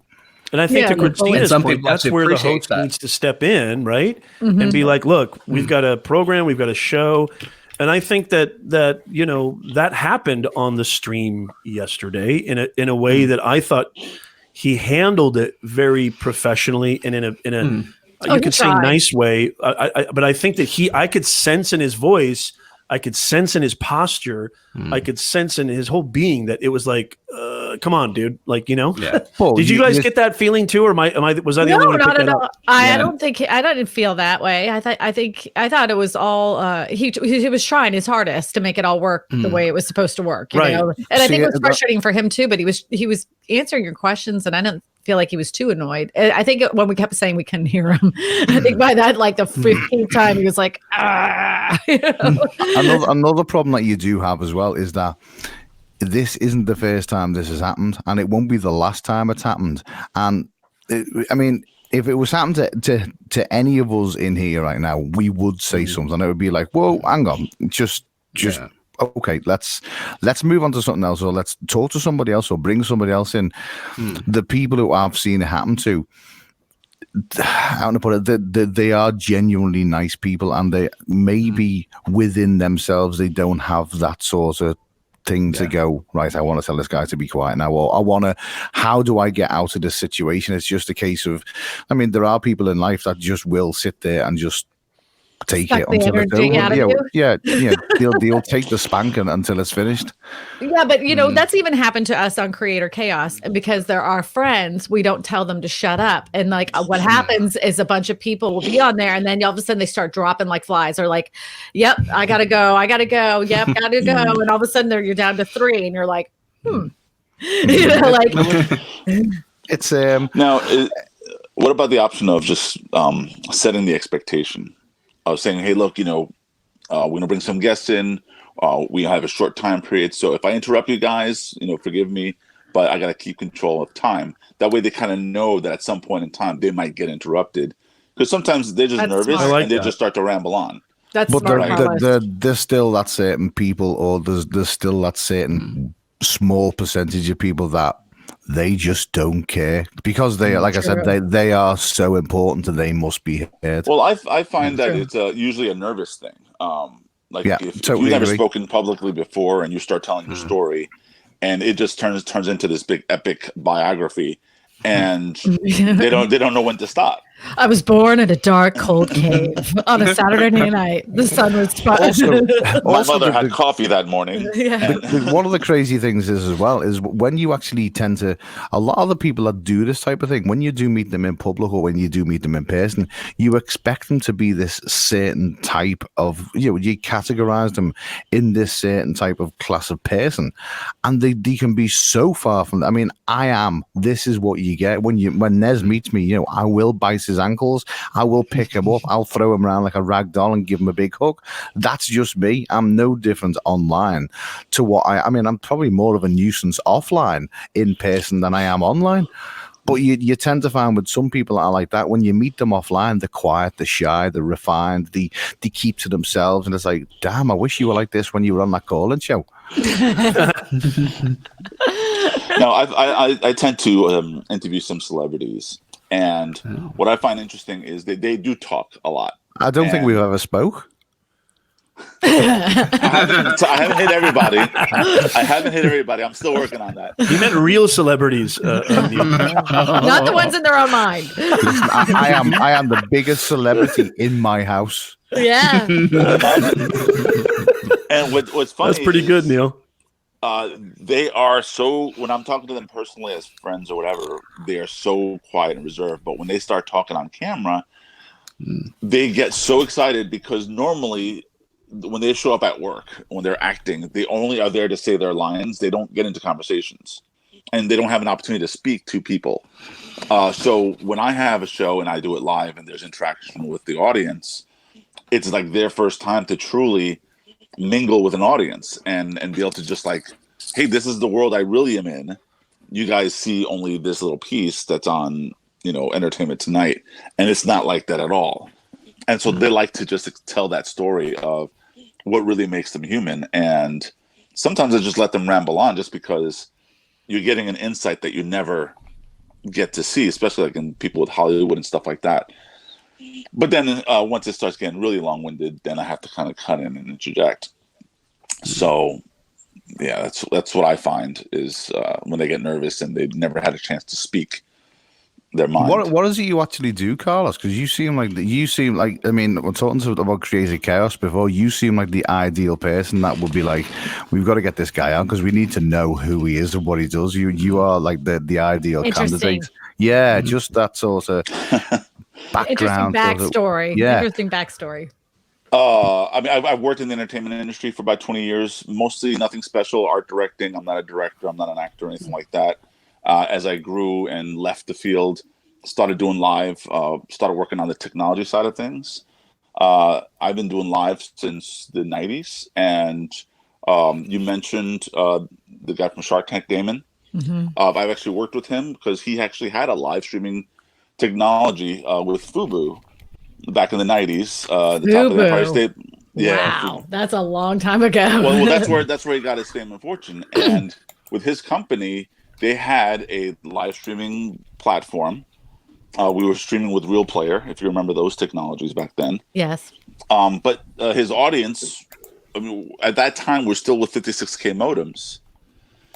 So when he was broadcasting, nobody was watching. And so they spent millions and lost it all.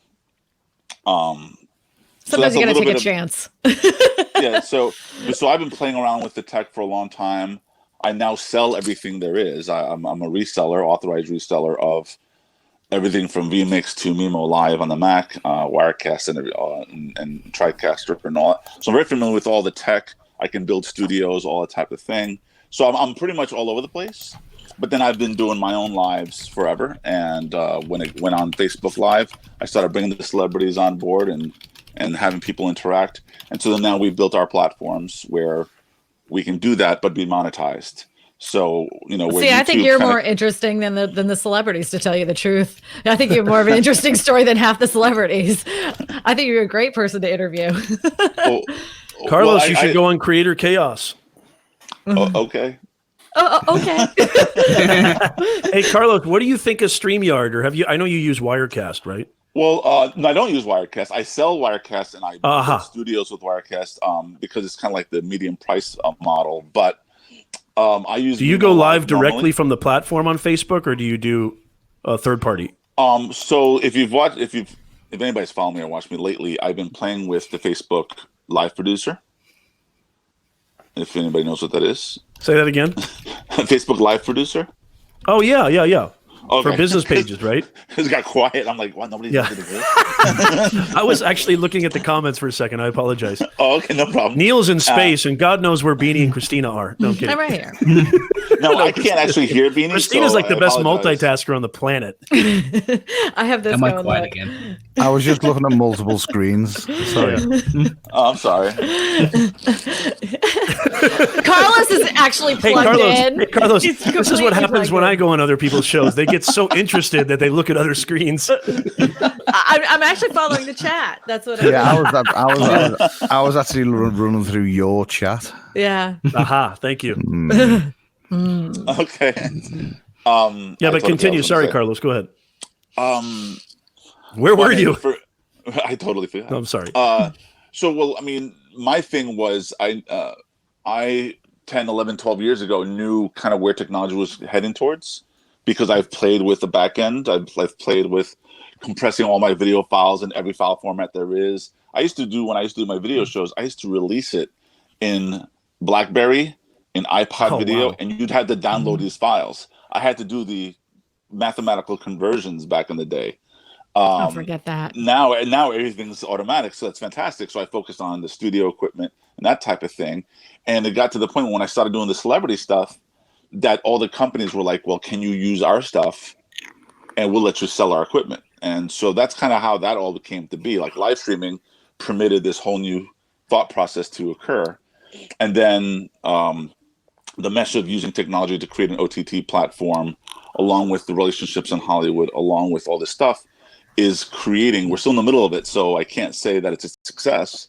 But did you ever see that happening, Carlos? Like, when you started this whole thing, did you ever foresee it turning into what it is now? Like when I started on YouTube, I would say I did not foresee how it's churning out on YouTube. Did you see this down the road? As this was a goal for you then? Well, yeah, totally. To me, everything that's going on is completely predictable, including the reactions of YouTube and Facebook, and how they're changing the algorithms all the time, trying to stop marketers from making money off of social media, and by creating the algorithms that kind of fight against it unless they're using their business pages, et cetera, et cetera. Why do you think it's predictable? Why do you think that they fight marketers and stuff like that with the free platforms? Because they originally invited it all in. They wanted you to be on there. Well, they wanted you to create content. They weren't expecting people to be selling stuff on a personal page.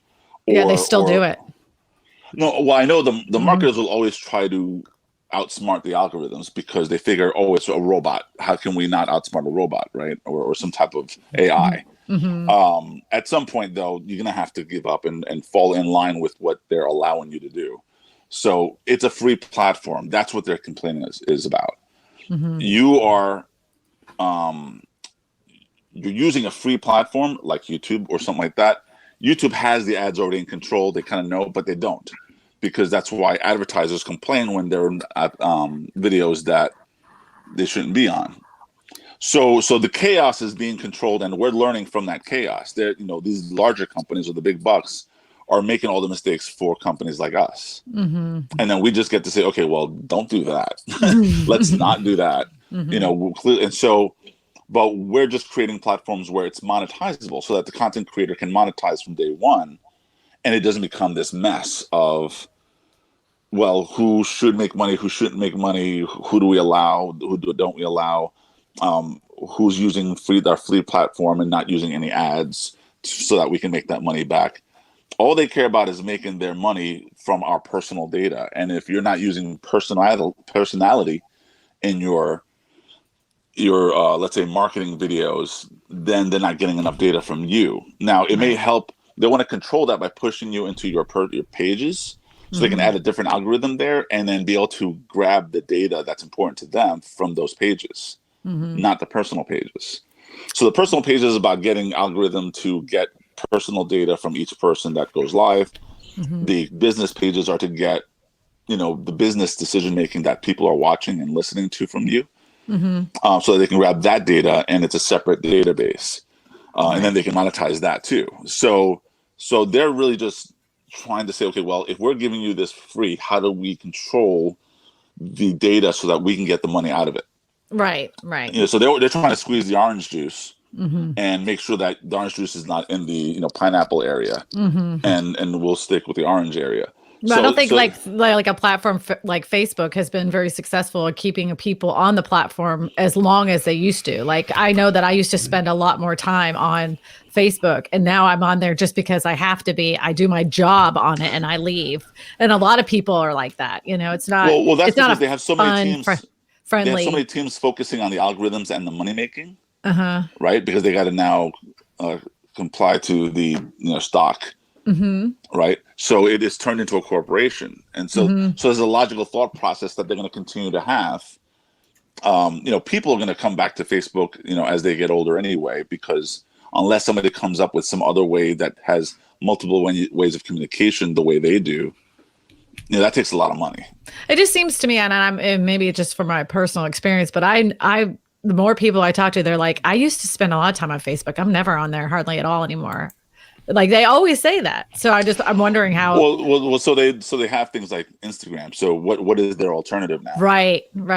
So they go to Instagram, which is owned by Facebook, so it doesn't matter. Exactly. I want to say hello to Eileen Smith, who is in the chat on Facebook. Great to see you, Eileen. She is a great content creator on YouTube and perhaps other places too, but I know her most on YouTube.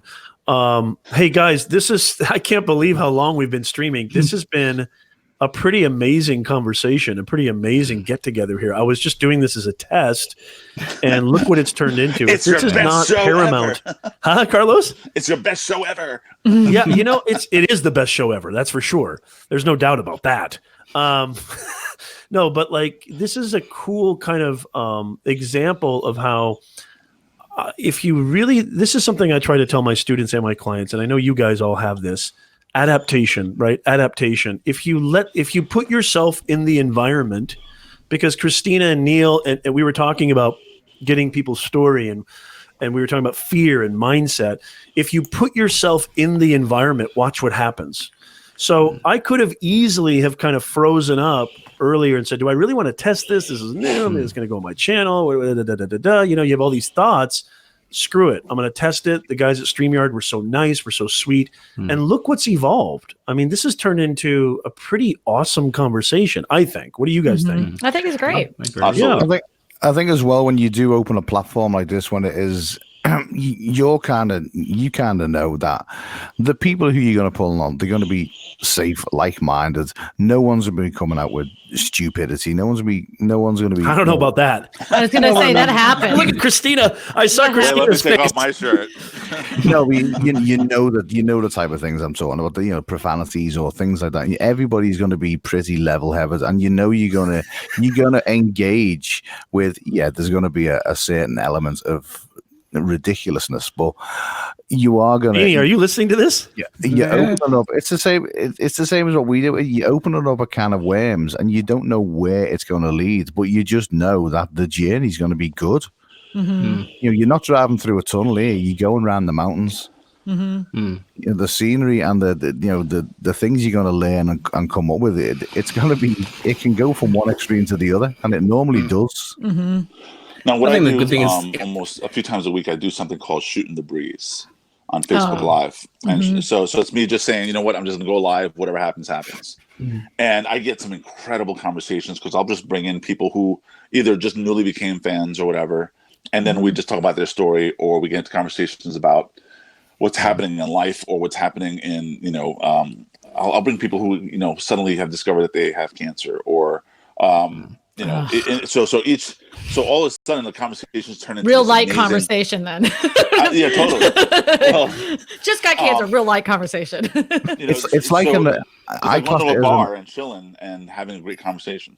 That's what we do at Chaos too. It's like you can arrange a night out with friends. What's going on with your camera, Christina? I don't know. What's going on with it? It's going to be fuzzy. You can arrange a night out with friends. It's been very pixelated the last couple minutes. Oh, do you want me to turn? No, it's okay. Probably just a dive on the internet. It does that. It fluctuates. Yeah, it's like you can arrange a night out with friends, and it can be the most boring night out ever. But when somebody just decides, "Do you want to go out tonight?" it can be the best night out in the world. This is just like one of those. Should we go live and see what happens? Okay. What Neal just said right there, and I rarely say this. I can't believe this is coming out of my mouth. What Neal just said right there was profound. No, I mean this. Look at Neal's face. No, I know where you're coming from, and I totally agree, because we've all arranged to go out, or we've all arranged to meet up with people. For weeks and weeks and weeks, you build up. I'm going out. I've got to, get a new set of pantaloons, a new blouse, fantastic new pair of booties. Get me hair done. Booties. You go out, and it's a load of rubbish. It's absolute. It's the way. Hey Neal, when did you get so touchy, Neal? Listen, I'm agreeing with you. Hey, no, I know, but that's what I'm saying. He's reaffirming his point. He's like defending himself. Sorry. No, I wasn't. I was agreeing with your agreement of my. You're agreeing with my statement that you're profound. Yeah. No, I just wanted to emphasize. And then when you do things, it's off the cuff. It's just totally out of the blue. It can be. It can be like, wow, that was unbelievable, because you don't know who's going to come into this chat now, and you don't know who could join this. That's the magical thing about it. But I want to say something, which is so I totally agree with Neal, and this is interesting, because I love living in the unknown. I love living in the spontaneous, even if it goes to complete shite, as they say over in Neal's world. Yeah, I love that. I'm telling you right now, just getting in the car and going. So I tell my students there's two types of writers out there. I teach a writing class as well as a business class. There's the writer that everything is planned and outlined, and then there's another writer that just puts two characters in a car and lets them go and see what happens. Yeah. I've always been the latter, and I'm not saying one's better than the other. I'm not saying anything like that, but it's so funny what you say, Neal, because every time I've literally just said, I'm going to try this, I'm going to do this. Hey guys, you know what? I just had this thought.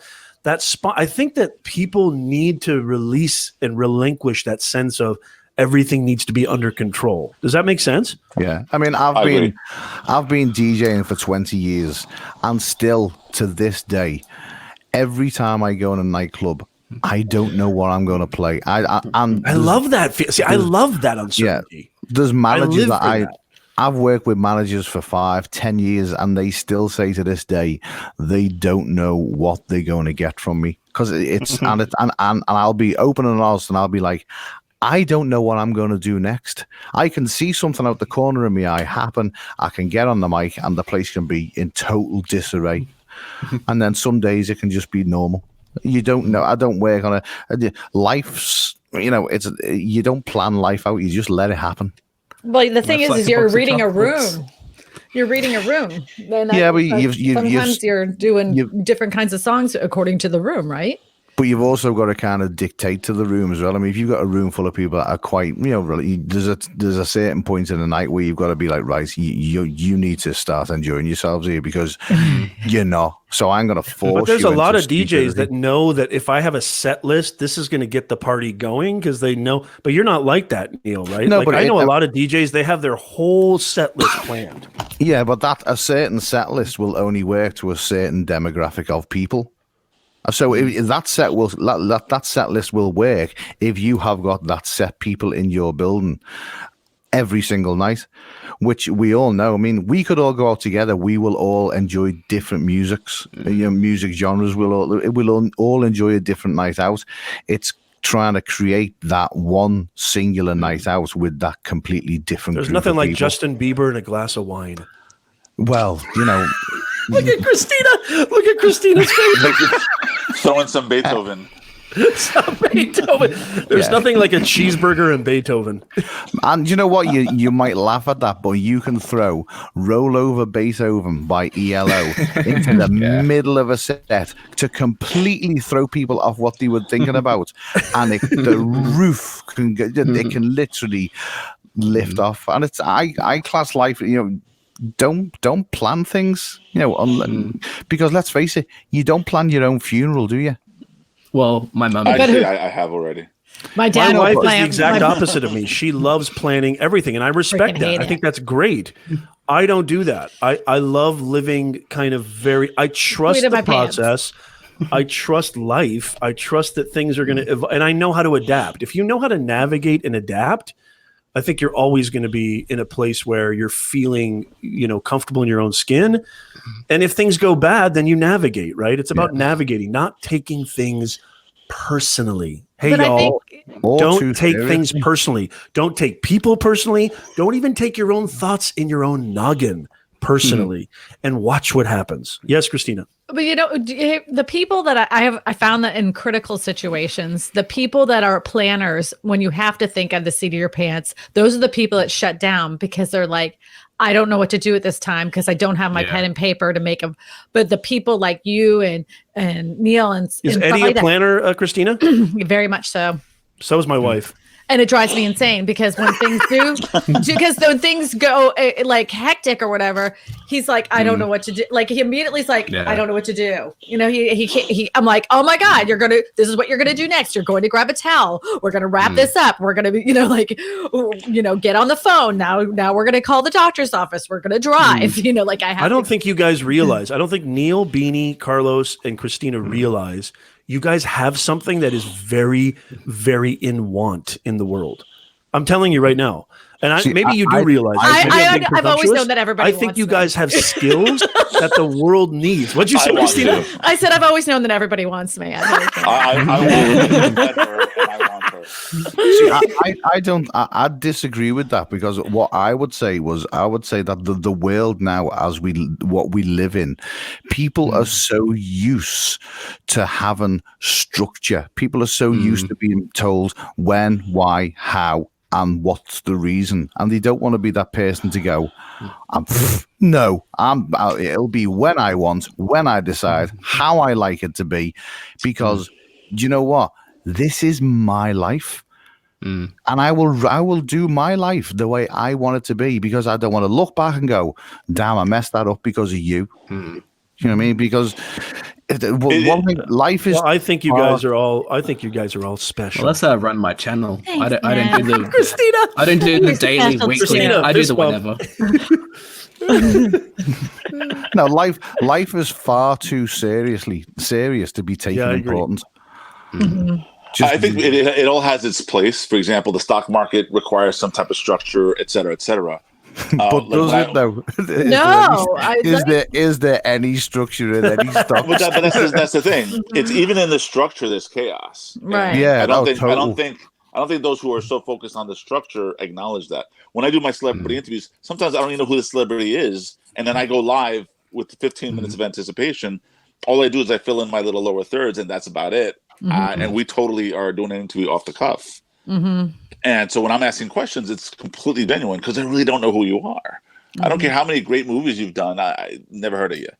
And, but that's the beauty of the interview, is like they get to speak completely to a person who's not like a little fanboy, but more of like, oh, somebody really wants to get to know me, and it becomes a great conversation. Carlos, does anybody get their feelings hurt that you didn't know who they were? Like, I was in this movie, you didn't know that? Like, did they get kind of shitty? So usually we prepare it so that they know in advance. I'm like, look, because we have like a little window right before we go live, like a green room type of scenario, and it's usually like, hey, so I know you've done a lot of stuff. I just got the list. I probably have seen maybe one of those movies or whatever it is, or this song or whatever. So I'm gonna, this is gonna be really raw, really authentic, and I really want to get to know you because now you're in front of me and I want to know you. So, and they're like, all right, got it. No, I set the expectation. I don't want them to think like, why am I here? You don't even know what the hell I've done. Right. And usually some of the interviews have been for a film festival, so we're trying to promote that film festival. And so, they're part of it and whatever. So it's my strategy of, well, let's promote the film festival because there's gonna be celebrities. So let's let people know so that they show up. And but then it becomes a thing for me of like, well, I want to know who you are now because this sounds cool. And so I get really excited about entertainment and films and stuff like that. So for me, it's about like geeking out, except it's stuff that I don't know about. And have you ever interviewed Tom Crazy Cruise? Have you interviewed I him? probably would not. Okay. Because it's against my non-religion to believe in people who believe in religions that are not real religions. What? Are you actually saying it's not real? You just crushed my hopes and dreams. You just made me sort of inside think. When I love the type of people who say, "So you don't know who I am." Because this is a big world. I mean, two of the greatest people on this planet right now is a woman called Linda Clegg and James Clegg, and not one of you. I thought he was going to say Professor Nez and Christina Smallhorn. No, there's two people in here that have met them, and that's my mum and dad. But no one knows them. But they are, yeah. I know your mom and dad. It's just bring them to Vid Summit. Hey Neal, bring them to Vid Summit. They did go. But it's just when people say, I do love it when people get on the high horse. You don't know who I am. So, no, why? Especially if you go to a wedding and you don't know the mom and dad. I hope no one knows who I am. Yeah, I wish people didn't know who I was. Back in the day, Christina, you're going right to Vid Summit? Oh, I was the first one to buy a ticket. Yes. Beanie, what about you? I was the very first one. Yeah, I've got a debt to prove it. How about you, Carlos? Are you going? I don't really attend all that stuff because I'm too busy building. Oh, well, look at you, Carlos. So snotty. That was Aren't you Mr. Fancy Pants? The remark I've ever heard. You could have totally Carlos, I'm about to take you off the stream. You know that? Who is this guy? Yeah, right. Hey, Neal, help me give this guy a virtual punch. They could have replaced him with the other guy. Carlos, I invited you on the stream, and this is how you act? That's what he usually does. Look at Christina.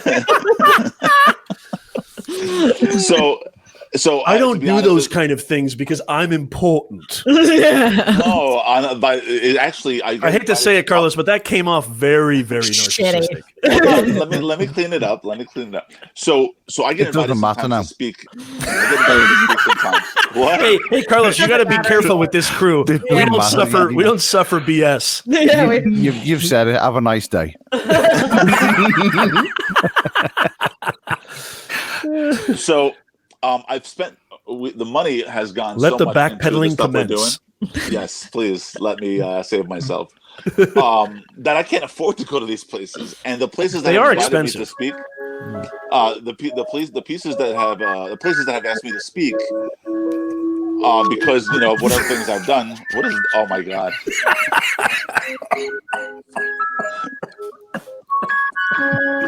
I was just adding. Isn't it the theme to the Hulk? I was just adding something. Adding some emotion. Hey, Carlos, this is a rowdy bunch of rascals. I'm sorry. You know what I love about this group is they exemplify what a live stream should be about, which is having fun, for crying out loud. All these stiff live streams drive me crazy. We've never met Carlos, but he's part of the fam. Bonded now. That's it. We've bonded now. Yeah, it's awesome. No, so like I said, I get invited to speak, and I'm like, what have I done for me to be speaking? So I don't attend that, and until I feel I've accomplished something. Then maybe I'll do some speaking, but other than that, I haven't. I think Professor was asking me if you're going as an attendee, not a speaker. I can't hear Beanie. I can hear really? Beanie. Yeah, Beanie, go ahead. No, Beanie, I heard Beanie. Go ahead, Beanie. No, I literally can't hear him. It's muted or something. That's for me. And he's upside down for me. Is he really? Yeah, he's upside down. Hey, Gage, for me. if you're watching this on StreamYard, we've got some guest interferences. Yeah, I've taken a screenshot, so I'll send it over to him on Twitter. We actually talking about doing things on the fly. Me and Christina, we had a conversation the other day, and I sort of just sprung it on it because we've not sorted out our internal flights. I've got my flights from London.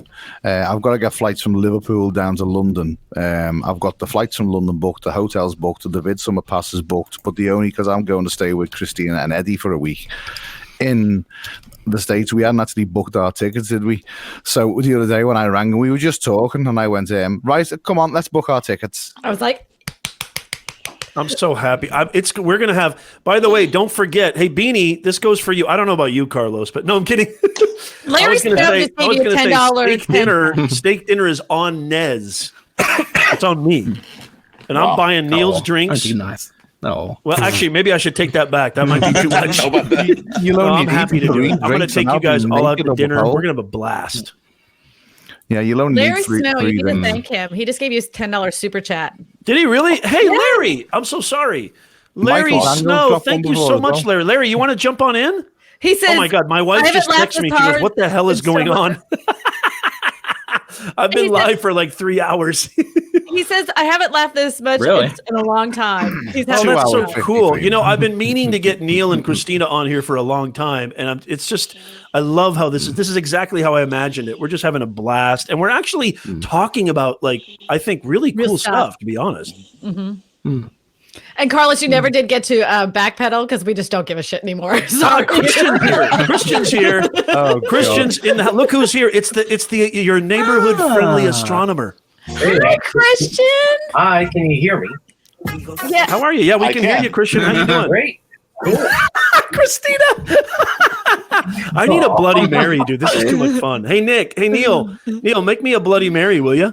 Listen, I just came on. I just wanted to go over a few things. Wait. Christian's trying to talk. Yeah, well, I'm trying to talk, and I have a lot I need to say.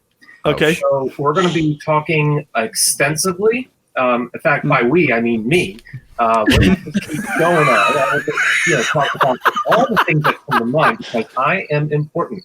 And I learned that, one day you can be as awesome as I am. Oh, it is entirely possible. Hey, Neal, has this like 20,000 sub road to 20,000 gotten to his head? Common folk to rise to my level of greatness. But Christian, how much do you make a month? I eat well. I try to exercise regularly. Carlos, you thought you had an ego. I'm also thinking about maybe going on and setting up a few more businesses and 400,000 subscriber club pretty soon. And when I get the silver play button, I'll put it here, but the gold play button will go right here. Now, and it's all about consciousness, right? And all about maintaining one's perspective on keeping the big goal in mind. That is absolutely essential.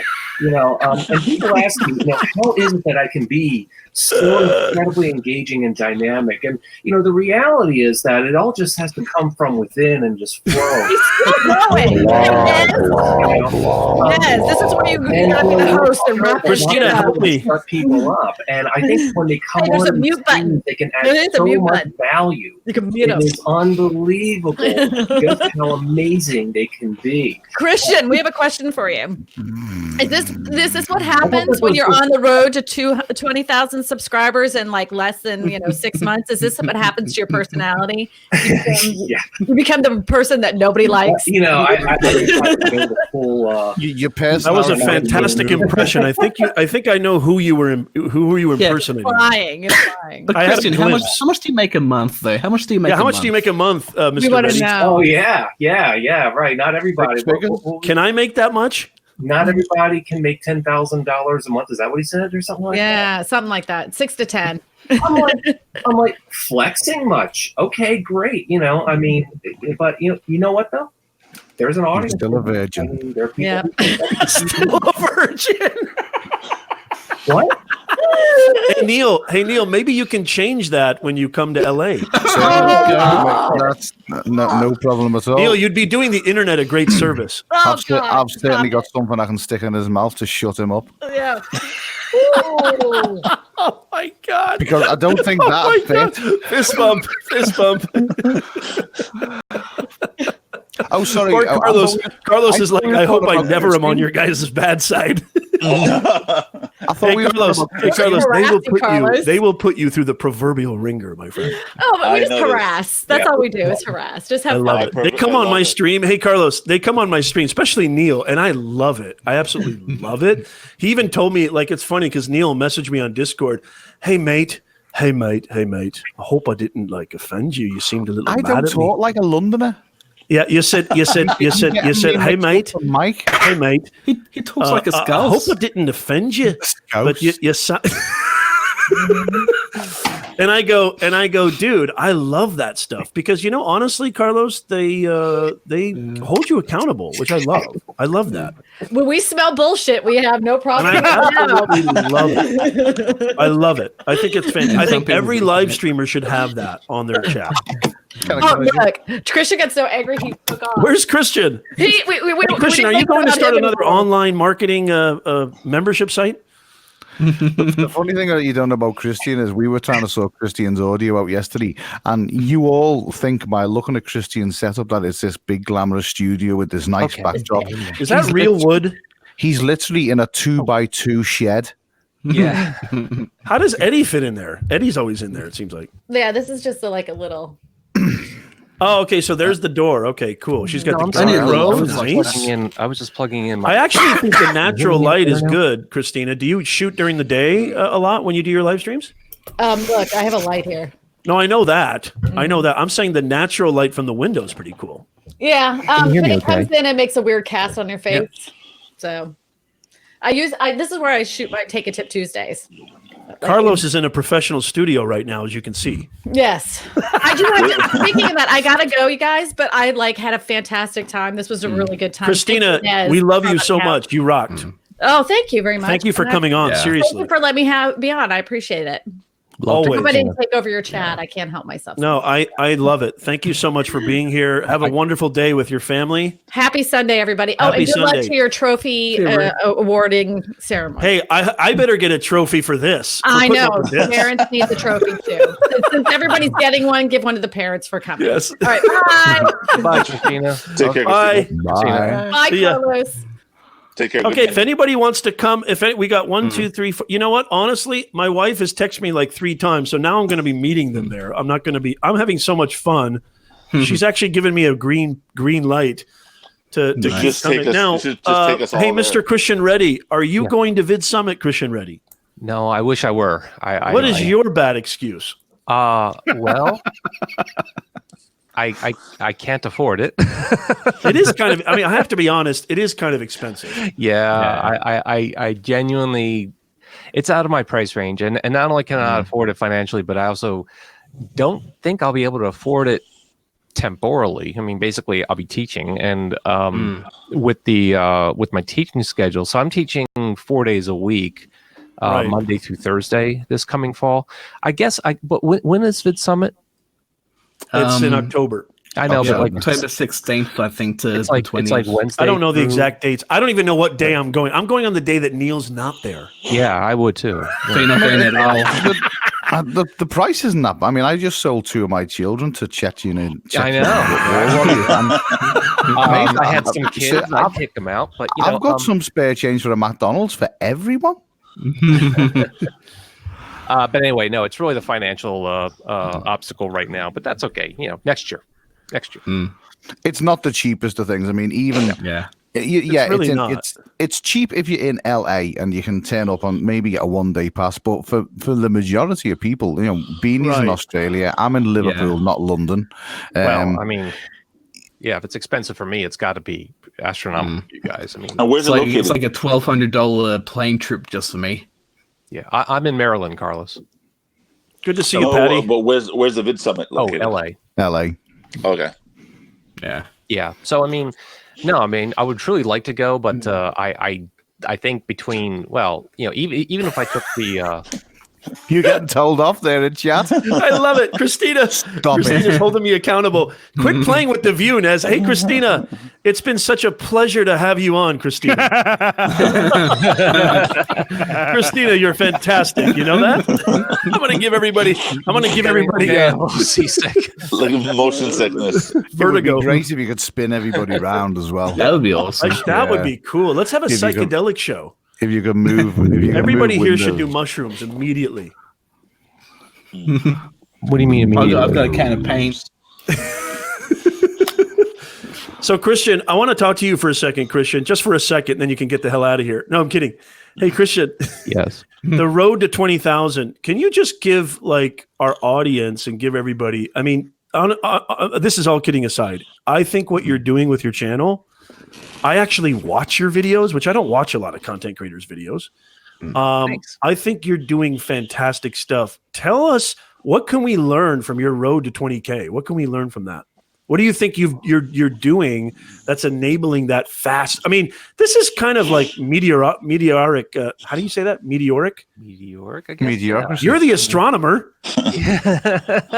Except meteors don't really rise; they actually fall. But, sorry. That's right. I mean, That's totally when they say right. meteoric rise, I'm like, no, dude, you don't want to be a meteor. You're burning up your plasma. You're vaporizing, and then maybe the tiniest, densest parts of you hits the ground. You're so right. You're so right. I apologize. It is not meteoric. I mean, it's actually a rocket rise. How do you say it? A global rise. Yeah, to the moon. Acceleration.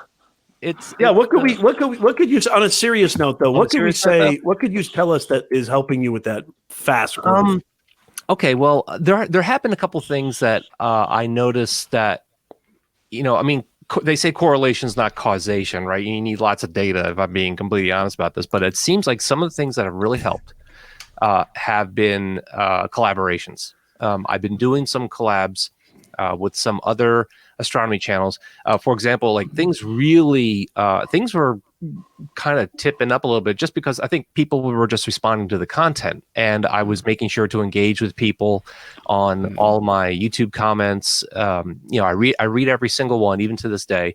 I try to reply to as many as I can. I guess partly because the content I create kind of helps to drive questions. And so I think that the engagement on YouTube was definitely like the first thing that I was doing other than just making videos that I think started to contribute. And then I've mentioned community building. Beg your pardon?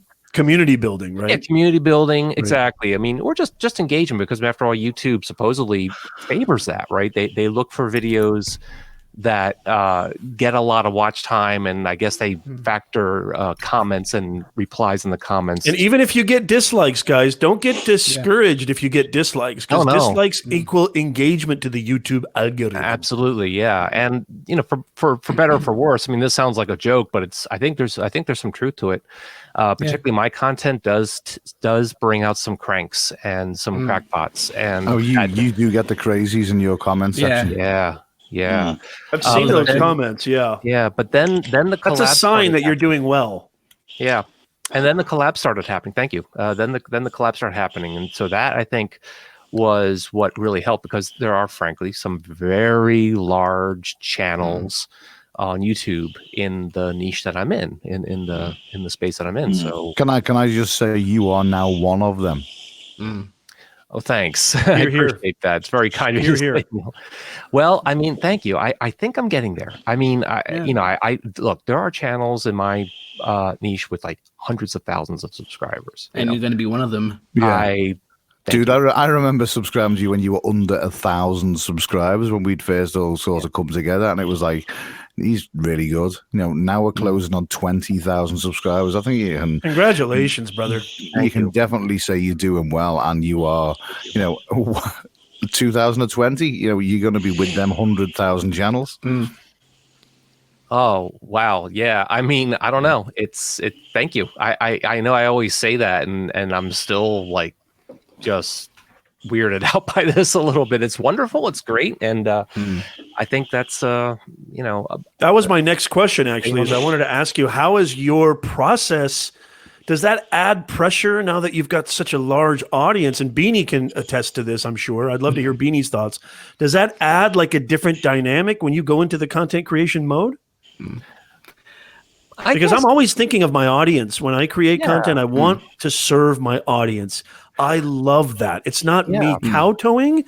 It's not me usurping my own needs.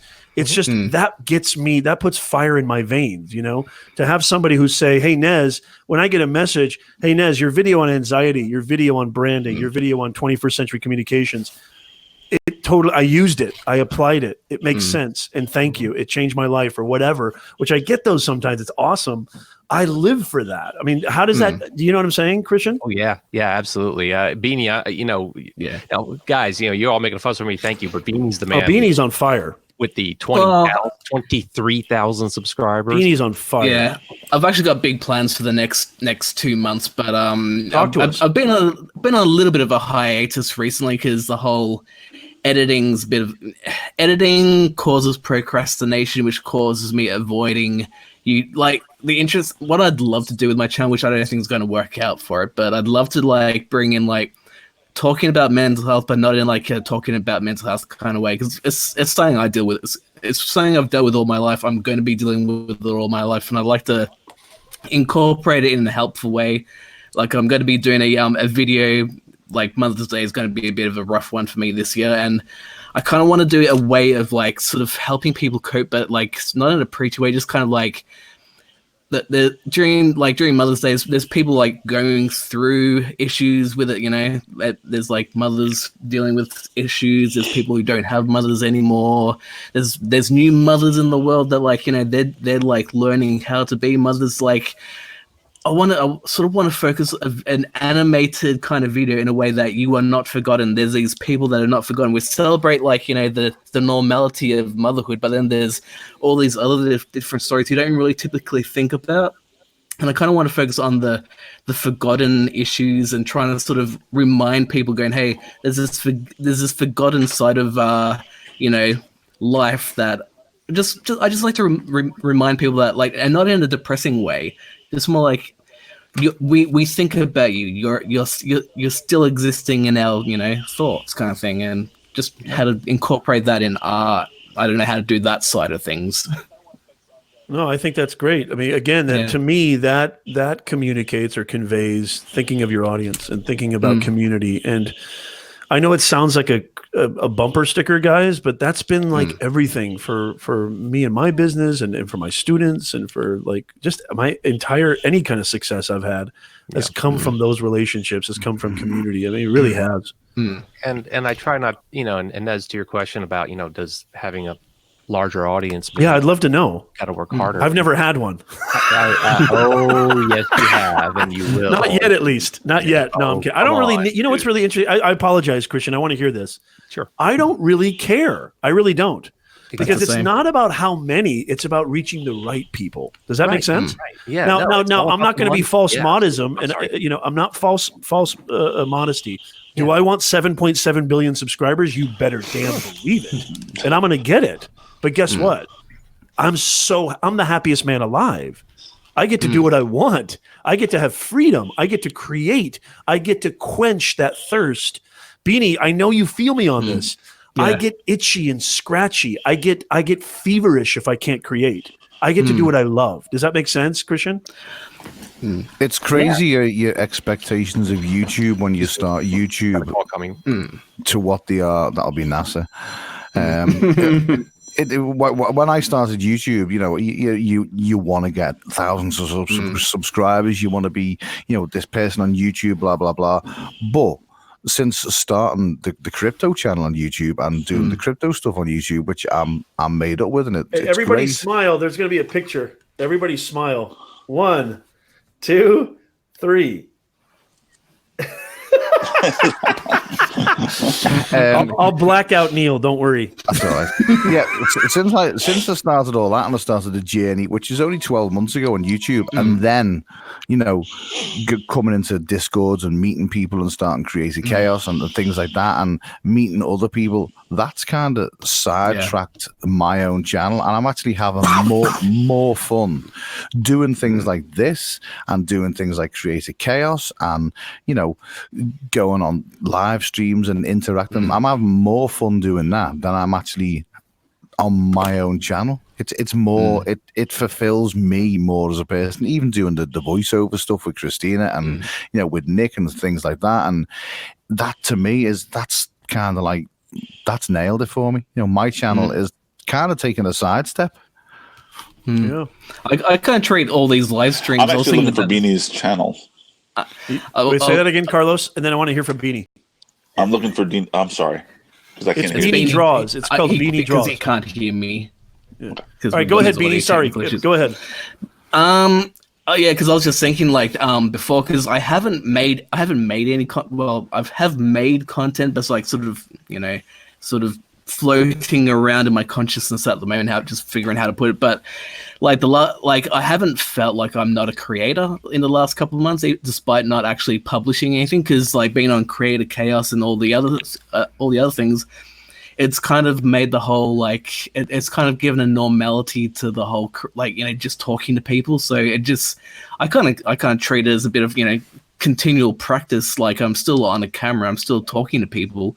I may not be talking about an art piece I'm drawing at the moment, but it still gives me practice on how to talk to people, learning how refining my communication skills, and there's a lot of laughs and all that. But on the serious note, like it's kind of helped me retain like when you don't create something for a while, there can sometimes be a feeling of guilt. But being on Creative Chaos has kind of avoided that feeling of guilt. It's given me that breathing room to just do my art when I feel like I want to do the art. Not like you have to do it weekly. You have to do it once like this day every week, this week every month. It's just like I don't really care when I upload my videos. When I feel it's time to upload a video, that's when I'm going to do it, and that's what my audience kind of expects now. Right. I like the way you said that. Yeah, and also Christian can't hear me at the moment, so he's not going to be able to relate to it. But anyone who's kind of got because I'm going to give like the my experience of what it's like to get past the 1,000 subscribers. Oh, cool! Once I hit the 1,000 subscribers, that was a huge celebration. About an hour later, I'm like, okay, now how do I get the 2? Oh, it's Hybrid. There's Hybrid. Hybrid's in the house. How you doing, Hybrid? I'm good, man. Kids are in bed. It's a bit more at peace now. Okay, so Beanie's going to do Beanie's going to do a video on his take, which I can't wait to watch. When do you think that's going to come out, Beanie? I wasn't going to do a video on it. What were you going to do? I was just going to share a brief experience here. Oh yeah, go ahead. An exclusive. Exclusive. Go for it, Beanie. Go. So before you do, I've got to step out because I've got to step in the chamber and chamber. Chamber is that? I love that. Get stuff done before I'm in work. Yeah. Okay. Yeah. So hey Neal. Hey Neal. Thank you, man. Pleasure. Thank you all. Nice to meet you, out, Carlos. Yep. See you later in the week. Good meeting you. Mike, Christy, and Beanie, Nez, thank you. It's been a pleasure. Thank you so much, man. Thank you, Neal. Always a pleasure, sir. Take care. Thank you. Peace. Cool. No, I didn't realize. Yeah, so I want to hear this. Yeah, go ahead, Carlos. I'm sorry, I didn't know Beanie was an artist, so I was just looking at his channel. It's awesome. He's not just an artist. He's a damn good one. Thank you. Thank you. I would definitely agree with that. So I grew up in the art field as a sci-fi fantasy illustrator. Right. So I went to School of Visual Arts in Manhattan. So it's cool. I'm going to definitely be attached to your site and to your channel. Can you hear me at the moment? Still can't hear me? I can't hear you. Yeah. Hold on. I've been listening to you on. Right. 30 seconds. You can hear delay. me, right, Carlos? I hear everybody, but for whatever reason, I can't hear him. Oh, that's weird. And I've taken screenshots. He's actually upside down on my screen. He's fine on the actual live stream, but on my screen he's upside down. I'm waiting for him to. You know what? I'll share that with Gage from StreamYard. But to continue on with the your take. He's gonna hear it, and then like 30 seconds later, he's gonna start responding. It looks great. Somebody take a screenshot of that. That looks great. What of this? You look awesome, Carlos. Carlos, you know what that means? That you get in the trenches. You're not afraid to go old school if you have to. Well, I just want to hear what he's saying. Yeah, of course. I'll give the 30-second delay so he can react to it. I think I was just basically responding. All right, sorry about that. There we go. All right, so basically the lead move I want to hear again. There's always the replay. Okay, so there's always the replay. This is actually going to stay on my channel. It's like a 9-hour stream here. Yeah. So the lead up to the 1,000 subscriber mark, it was like I never really cared about getting the 1,000. I just cared about releasing the. Is it funny? Never mind. I'm laughing at jokes from like 30 seconds ago. So the lead up to the 1,000. Yeah, go ahead. The lead up to the 1,000 was like I knew it was going to happen, so I didn't really care too much. I celebrated the 666 subscriber milestone because I thought that was more entertaining than anything else, and then I got the 1,000. But after the 1,000, I had the ego boost for a brief second, and then I'm like, right, now how do I get 2,000? And then I got the 2,000. I'm like, cool. Now how do I get the 3,000? Got the 3,000. Got the 5,000. Like, I should make a celebrate. And then I was going through a weird mental period where, like, between 5,000 and 6,000, I didn't do anything. So I've actually got, like, milestone videos for those periods that never happened. Like, the videos never got published. And then when I got to, like, 10,000, it just kind of...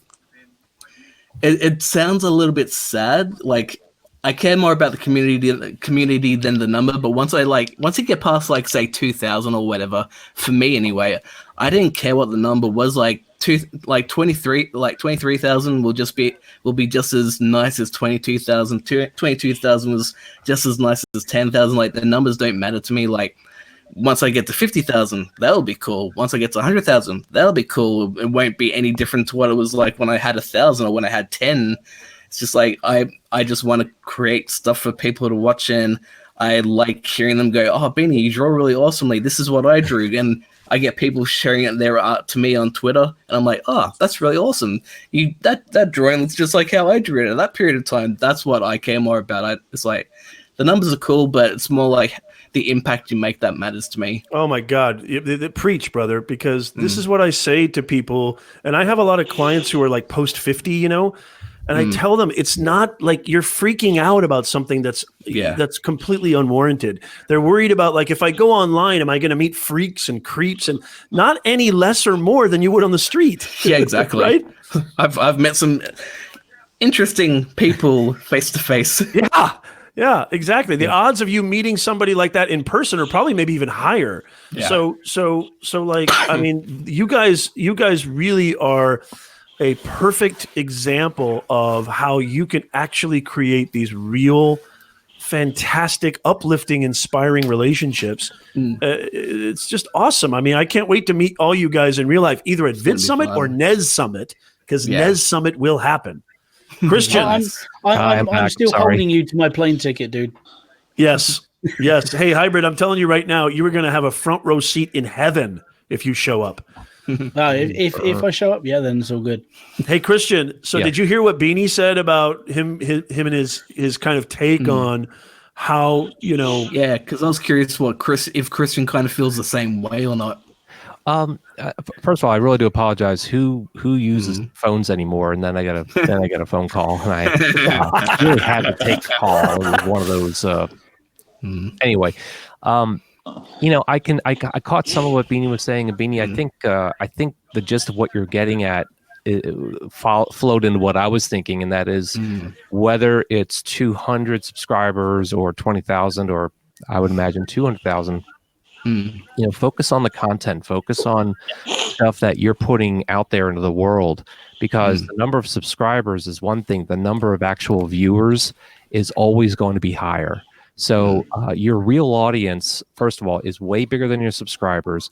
But even then, even if your real audience is only like 5 people, it's your name that's on it. And if it's something that you're creating out of what you're passionate about or what you're interested in, I think you'll put in all the effort to make that production as good as you know how, within reason. I mean, obviously you can't kill yourself, says the man who's been working on a single video for about a month.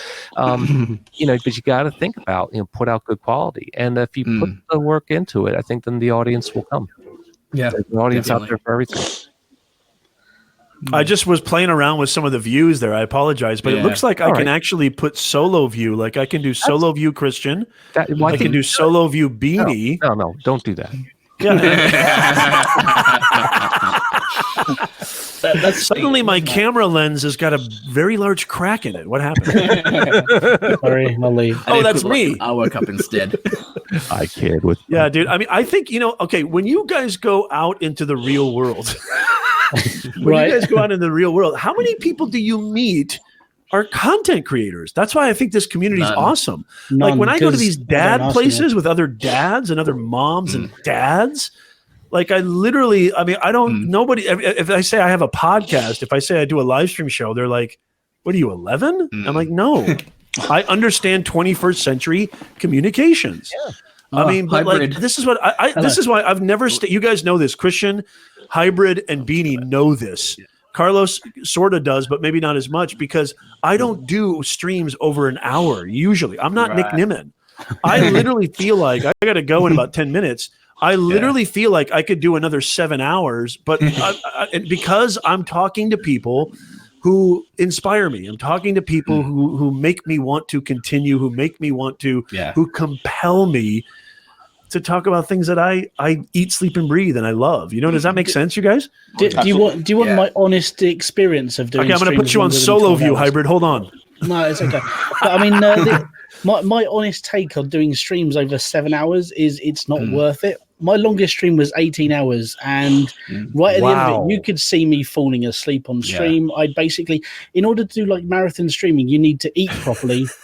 You need to drink properly. You need to basically take care of yourself, because if you don't, after 18 hours of sitting there, like, you know, munching on bits and pieces and keeping yourself going, you start to lag. Your brain starts switching off, and it's like, I don't actually know what I'm doing anymore. I've got issues. I've actually got a prediction on that. It's pretty bad. So if you're going to do what's everybody's longest stream here? I'm just curious. What's everybody's longest stream? Mine's 18 to 20 hours. Yeah. How about you, Carlos? 8. Christian? Well, officially 24. Wow. But, yeah. Oh, that's right. That's right. the The NASA special, right, Christian? New Year's Eve flyby that of was Ultima awesome. Thule. I did catch a little bit of that. Yeah, but I did take a nap. I had to leave. They kicked us out. I had to leave to go back to the hotel. So we played B-roll. We played some what? You had to have a nap. Talk to the hand. I'm thinking that. Oh yeah, got your hand right here, buddy. No, but Edie, how about you? So I think I was streaming for like 13 hours, something like that, 14 hours. With me, it was. I'm actually noticing something really interesting right now, because I've got a prediction on what's going to be happening with the future of live streaming. My longest live stream was 3 hours, but in the art community at the moment, there's been a lot of people doing. They're trying to outstream each other. They're doing like 24-hour live stream. There was this one guy. He's actually removed all the videos of them now. He was trying to do a 100-hour live stream without sleeping. He's going to do. I was going to draw. He's like, I'm going to draw for 100 out just to prove they can. And you know the whole after what happened with like PewDiePie and Logan Paul and that, they then brought in the limitation of you have to have at least 1,000 subscribers to get monetized. I'm pretty sure like they actually did bring in a limit where you used to be able to have like say a video that was a week long, and they limited it down to 24-hour video length that was the max. I'm pretty sure right now they're going to bring in like a 24-hour max cap of how long you can stream for. Because it's a good idea, because people are killing themselves literally on stream. Exactly, they're up to long, and they're not looking after themselves. Yeah, there's like that's insane. I mean, I don't know how. I mean, I marvel at Nick. I mean, I can't imagine doing. That's incredible. Yeah. The plus side to Nick's is he's got people to talk to. He's got things to do. He's even got his brother in the stream a lot of the time bouncing off. You do that on your own, you've got no one else to talk to, and literally you've got a handful of people that might come into your stream and talk to you. Okay, this is something I want to ask you, awesome content creators. No one. Is there such a thing as too much in the chat? And I know the moderators have a lot to do with that. Yeah, absolutely. I think if you get to like a couple of hundred people in chat and the chat is just flying by, like sometimes it does on Nick's, that's too much in chat. That's when you back it down to like slow-mo mode, so people are limited to how much they can Carlos? text. So, I mean, part of my business is the way I have been looking at how live streaming comes into play. I always have the perspective of entertainment, and there's a purpose in live. For a lot of different things, live events, live concerts, the news. The only time you really see talking heads live are usually the news or cat videos. Sometimes 20 hours of Christian, back to that live streamer thing. Just back to Carlos. No, but yeah, I hear what you're saying, Carlos. So I think right now we're in that playful time of where people are seeing us, and it gets to be a fascination and stuff like that. So I think that's where the artist community comes into play with that. Because as an artist, and I'm sure Beanie can attest to this, in the old days, we would just be in our room and you draw. And sometimes if you're drawing for a publication, you don't know that the world sees it. When you deliver it to the publisher or whoever you're sending it to, that's it. That's all you know. So unless you do a Comic-Con or some other kind of con where there's a fan base maybe for your artwork, you don't realize that anybody else has ever seen your artwork. By the way, I love your shirt, Christian. Your shirt is that a Grateful Dead shirt? Of course. Oh my god, I love having people my own age on the stream. Beanie and Hybrid still listen to One Direction. They have no clue. I've got students who are Grateful Dead fans. Beanie's done. Beanie's like, screw you, Nez. Beanie's got his Menudo collection behind him. It's okay. I listened to Marilyn Manson's Slipknot. I'm going to pull a random CD off my shelf. Mind you, I do listen to Simon and Garfunkel. Blunt Force Trauma. Yeah, no, it's a Cavalier Conspiracy. Okay. Yeah. Charlie said somebody died on a live stream. Is that true? Yeah. There's been plenty of people who've died on live streams. That's crazy. Really? Is it from live streaming too long? One Direction. That and many other reasons. Mainly the metal covers of One Direction done by Roberto Blake Studios, yeah. It's all gone quiet. Because we could hear your outward the other communication and my outward voice. Yeah, sorry. Yes. Yeah, so I mean, it's interesting because I think less is more. I mean, I'm having such a blast with you guys. This is kind of a completely different format. A lot of the times when I'm going live on my channel, there is intention behind it, and I love spontaneity. I love uncertainty. I love living in that realm. But at the same time, being a father, having all these obligations and things, I just can't get away with the 8-hour night. I don't even think I have the stamina for it. It takes a lot of it sort of takes a lot of mentally preparing yourself for it. Do you think, Beanie, we're going to see a lot more of this on YouTube? We're going to see this who can outdo who? I don't think so, to be honest. I don't think YouTube are going to let us, like, after because he had like 3 of his replays, and then he's taken them all down. And I'm thinking what's going to happen is, like, I made like a bit of a tweet rant going, like, sure, he's probably pre-planned all this, but now you're going to have like 13-year-olds trying to, not eat and not drink because they want to be streaming, like, for 3 days straight. And like that, what kind of example that sets? So, like, I am tempted one day maybe to do like a 24-hour drawing live stream just to, like, for the flexing and like the numbers and seeing if it'll work for anyone. But other than that, okay, on Twitch there's a lot of like 8 to 12 hour streams, but that's because these artists, they treat the streaming as their job. Like, their illustrating is their job, and they allow people to come in and watch them doing their job. So it's like, 8 to 12 hour stretch is no problem, because that's what like a lot of artists do for their job. But because they allow people to come in and watch them on the stream, that's why you get some of these 8 to 12 hour streams, because people come in to watch other people doing their job. 8 to 12 hours, yeah, that's basically their full time. That's full time work for them. Yeah, and that's what it they looks will like say on StreamYard's in the chat, and if that's Gage or somebody representing StreamYard, thank you so much for joining us. It looks like StreamYard says, and by the way, Hybrid and Beanie, I like the way that you framed that for the live streaming. If that's Gage or whoever from StreamYard, we have been experiencing a little bit. It seems like, Beanie, do you want to kind of maybe let Gage know? Did you refresh your page, Carlos? Oh, okay, he's coming back. Yeah, Beanie, tell StreamYard what's been going on with you. So I noticed that with Doug as well. Earlier, I don't think Doug's awake now to answer. I'll have to ask him on Twitter. But what time is it over there, Hybrid? Well, in the UK, it's 7:30. Oh, okay. Yeah. Go ahead, Beanie. But for me, it's like 4:30 a.m. So like, I think Doug was giving he was doing some like little impression that he couldn't hear me, and he appeared upside down on my screen. And Carlos, before, he was upside down on my screen and he couldn't hear me. Yeah, he's still upside down. Still upside down. I can hear Beanie now. Oh, okay. This is almost like a cool troubleshooting for you as well, StreamYard. You can kind of get some real live feedback. Gage, I got to say right now, Gage, about if that's now? you and StreamYard, I'm having such a fantastic time with this software. I actually really like it a lot. So thank you for having me on board. I really appreciate it. Done a really nice job with this product. Yeah, it's really a really impressed nice. It's really easy to use, and he's going to come on our podcast in June. We're going to get Gage, the co-founder of StreamYard, is going to come on our show, and I can't wait for that. And everybody who's watching right now, listening on the replay or watching on the replay, and everybody who's in the chat, I know will get a lot out of that. When was StreamYard started?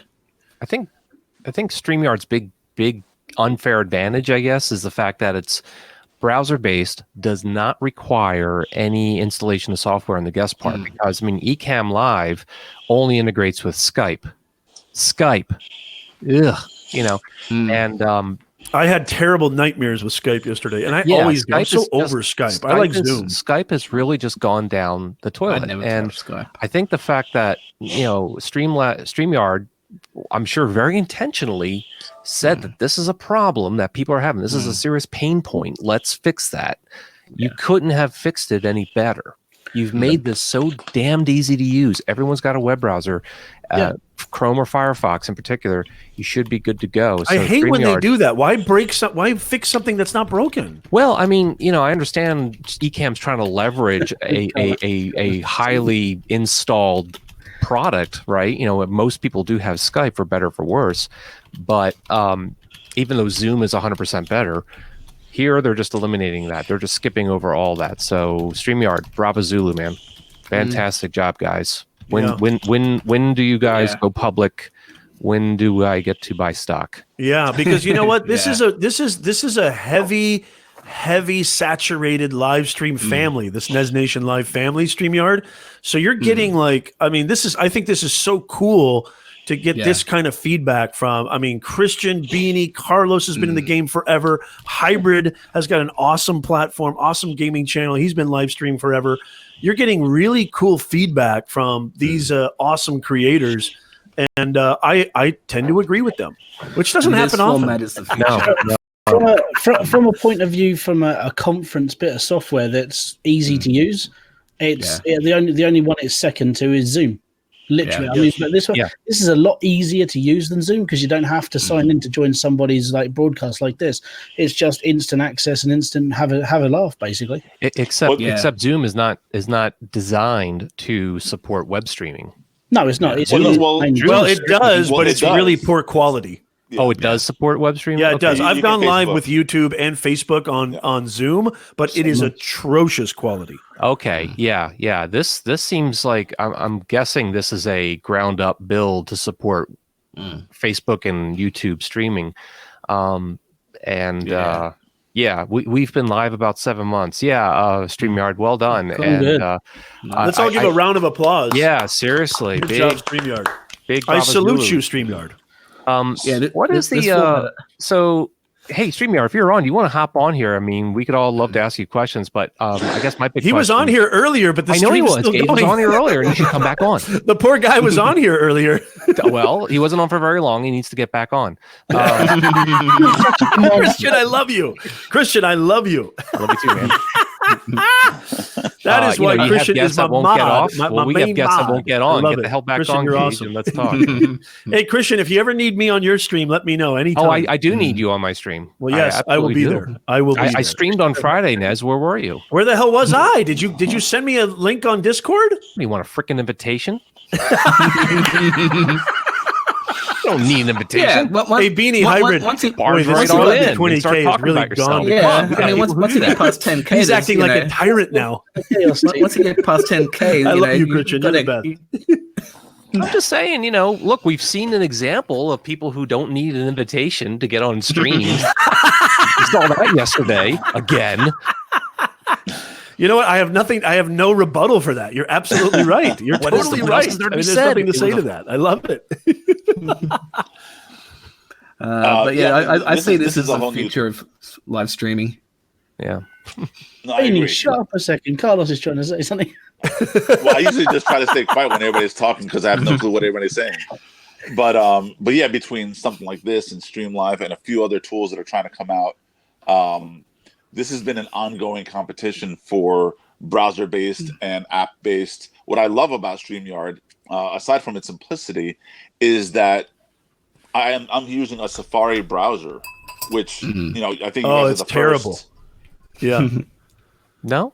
No, I mean Safari. I use Safari all the time too, but I use Chrome for this kind of stuff. But yeah, if you're saying but what you're saying is you're using Safari and it's even good, right? But I'm using Safari on an iOS app. Yeah, iOS computer. Okay, so you're on like on your phone or iPad. Or something. Well, there's an iPad, but I was using my iPhone earlier, and they're the first that I've seen that had made that work, and I think that's fantastic. I think I look pretty decent as far as for a mobile browser to be doing this. Make up aisle 12. Make up aisle 12. The only difference is the screen that we've got for the actual meeting that we're having a chat, and then going it onto my monitor. It does look a little bit washed, but that could just be my settings. Or it could just be that this is how we're meant to look. I like pale, I think StreamYard, if you added a on-site makeup artist, I think that would make your app 1,000,000 times better. Some people just can't be helped. Somebody who can make Mike look good, right? Yeah. And then everybody has lights included. That's impossible, Christian. That's absolutely impossible. He's a gorgeous man, that Mike. Okay, guys. As much as I want to continue, go ahead, Carlos. What were you going to say? One last thing. What's great about using, let's say, a mobile device is that now you have the option, if you're creative enough, to do a multicam scenario. Yeah. Okay, so Patty is actually asking for Carlos's link. Carlos, if you want to leave a link to your channel, go right ahead. I've actually posted 2 links already, but it's the Lounge Network. It's the loungenetwork.com? No, the Lounge Network on YouTube. Oh, so youtube.com/the Lounge Network? Yeah, so it's everything from some Hollywood people, directors of Disney, illustrators, sci-fi fantasy illustrators. Fantastic. All type of artists are on. And everybody go subscribe to that channel as well as Beanie's channel, Beanie Draws. Hybrid Steel's got an awesome channel. Christian Reddy has got Your Friendly Astronomer. It's about space, astronomy, about everything that gives you awe when you look up. At least that's what I like that tag. You know what, Christian? Look at me. Hey, Christian, you can, for free, you can use that. I won't charge you. All right. Hey, Christian. Nez approved. Christian. Everything that gives you awe when you look up. Here's the channel that brings you everything that gives you awe when you look up. Oh, hey, Christian, you know where I got that from, actually? There it is, the Lounge Network. Very nice, Carlos. So check this out, Christian. Yeah. You know where I got that from? That's a line. I know Beanie will appreciate this, and Hybrid will too. Arthur C. Clarke. You know Arthur C. Clarke, the great science fiction writer? Mm-hmm. So Arthur C. Clarke, one of my favorite quotes, if when you look up at that night sky and you don't feel a sense of deep awe, there is something deficient in your soul. Yes, absolutely. And I love that. Absolutely. Because when I look up, I go, what the hell is all that crap up there? When I look up, I get scared of getting sucked up into it. Beanie. Hey, Carlos, got a quick question for you. Yeah, I've got Hey, Christian, I guess there's something deficient in my soul. I think there is. It's definitely a moral failing on your part. It's a moral failure. Carlos, what does that exactly mean? You. Why is it a moral failure, Christian? I don't know. I say that to my teasing. students when they have trouble with like their astronomy labs and they're trying to get like a computer simulation to run and they can't. And I said, well, it's probably a failing on your part. You know what, Carlos? One thing that Carlos might not be aware of: Beanie, Hybrid, and Christian. Mostly Hybrid and Christian have seen the evolution of my live streaming kind of tests, if you will, and experimentations. And these poor guys, I appreciate you guys so much because, quite frankly, the content is just out of this world. But but the tech side has always been a nice. It's been a little bit of a slow progression, if you will. It's been an evolution. It really has. Evolution. Yeah. It's kind of like watching man turn into monkey. Or how does that go? Yeah. Monkey turn into man? But your streams, I don't know, is the man to monkey. Now, Christian had a question. No. Okay, we've got the chat. We've got, okay, so it looks like Beanie says StreamYard also modify the layout. Oh, interesting. 2 or full wide screen in the top row remains the same. Is that true, Beanie? I didn't notice that. Oh no! I was just because it's probably I can see it's on the same. Oh yeah, I know what you're talking about. Yeah, and I know Hybrid's not in square mode. Are you? Because there's the five frames, and then there's like the black I bars. think I'm set at 720, so I'm just basically a better camera. Yeah. So in this format that we've got, there's the two black bars next to Carlos and Hybrid still. We could easily just like stretch that frame out so that like it would be because I know it's like the bottom frames are set up the same as the top frames, but it might be complex in coding, but you could easily have those non-crop so the bottom ones are widescreen so there's no black bars. Nice. Yeah, because then hey guys, I just got to say something. I would love to continue this. I would love to keep going with you guys. I have got to get going. There won't be a stream today at 2 p.m. Pacific, 5 p.m. Eastern. That's usually scheduled on my YouTube channel. But this has been like, did I get my fill for my creative outlet and just wanting to serve you guys. This has been awesome. I just want to say thank you to Christina Smallhorn. I want to say thank you to Neal, Crypto Cruising. I want to say thank you to Hybrid Steel, Mike, love you. Beanie Draws, awesome. Great to have you. Beanie's been there since the beginning. I want to say thank you to StreamYard. Who's that other guy over there who talks about space? Christian Reddy Breakfast. Thank you, Hybrid. I want to thank Christian Reddy. Christian Reddy knows how much I love him. And just what a killer time. What good fun. Thank you, Carlos Phoenix. Everybody go check out the Lounge Network. Yeah. Thank you, Carlos. And hey, guys, you guys know this as well as anybody does. Every single Sunday, right, Christian, except for today? And what time, Christian? What time? Tell them what time Nez Nation Live goes live. Nez Nation premieres live every Sunday afternoon from 2 p.m. Pacific or 5 p.m. Eastern. That's exactly wrong. That was terrible. 5 p.m. No, it's not from. It's 2 p.m. Pacific. I know. 5 p.m. I had to correct myself. Okay, start over. Take two. Go. Action. Professor Nez premieres live every Sunday from. Damn.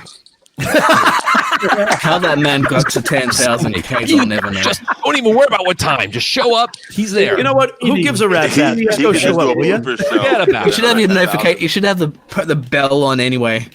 Yeah, you should actually. You know what? That's a good point. You don't have a notification. As a matter of bell, fact, thank you, Beanie. See, that's what I love about having YouTubers on my show. Down below, there's a big red subscribe button, and don't forget to hit the bell. Now, who's the best at saying this? Saying the second part of this. Don't forget to hit the bell notification to receive all notifications from Professor Nez. There you go. I love it. That's perfect. All right, you guys. What a blast. We got to do this more often. We have to do this more often. Yeah, and you know what? Here's the thing. Another thing too, just really quickly. And Neal talked about this earlier. None of this was planned. None of it. And this has been Professor Nez. This has been Professor Nez. Yes. Thank you, Carlos. Thank you, Beanie. Thank you, Christian. Thank you, Hybrid. Thank you, Mike. I love you guys more than you'll ever know. If you come to Vid Summit, it's steak dinner on me. On me. No. So you have nothing to worry about. And you get a big giant bear hug, a side of ranch, and a big giant bear hug for free. I will pay for the $500 airplane ticket just to do that. So you can get a steak dinner with Nez. Carlos, it's worth it. All right, you guys. Peace. Have a wonderful week. I'll see you guys soon. Thank you, guys. All right, see you guys. Take care.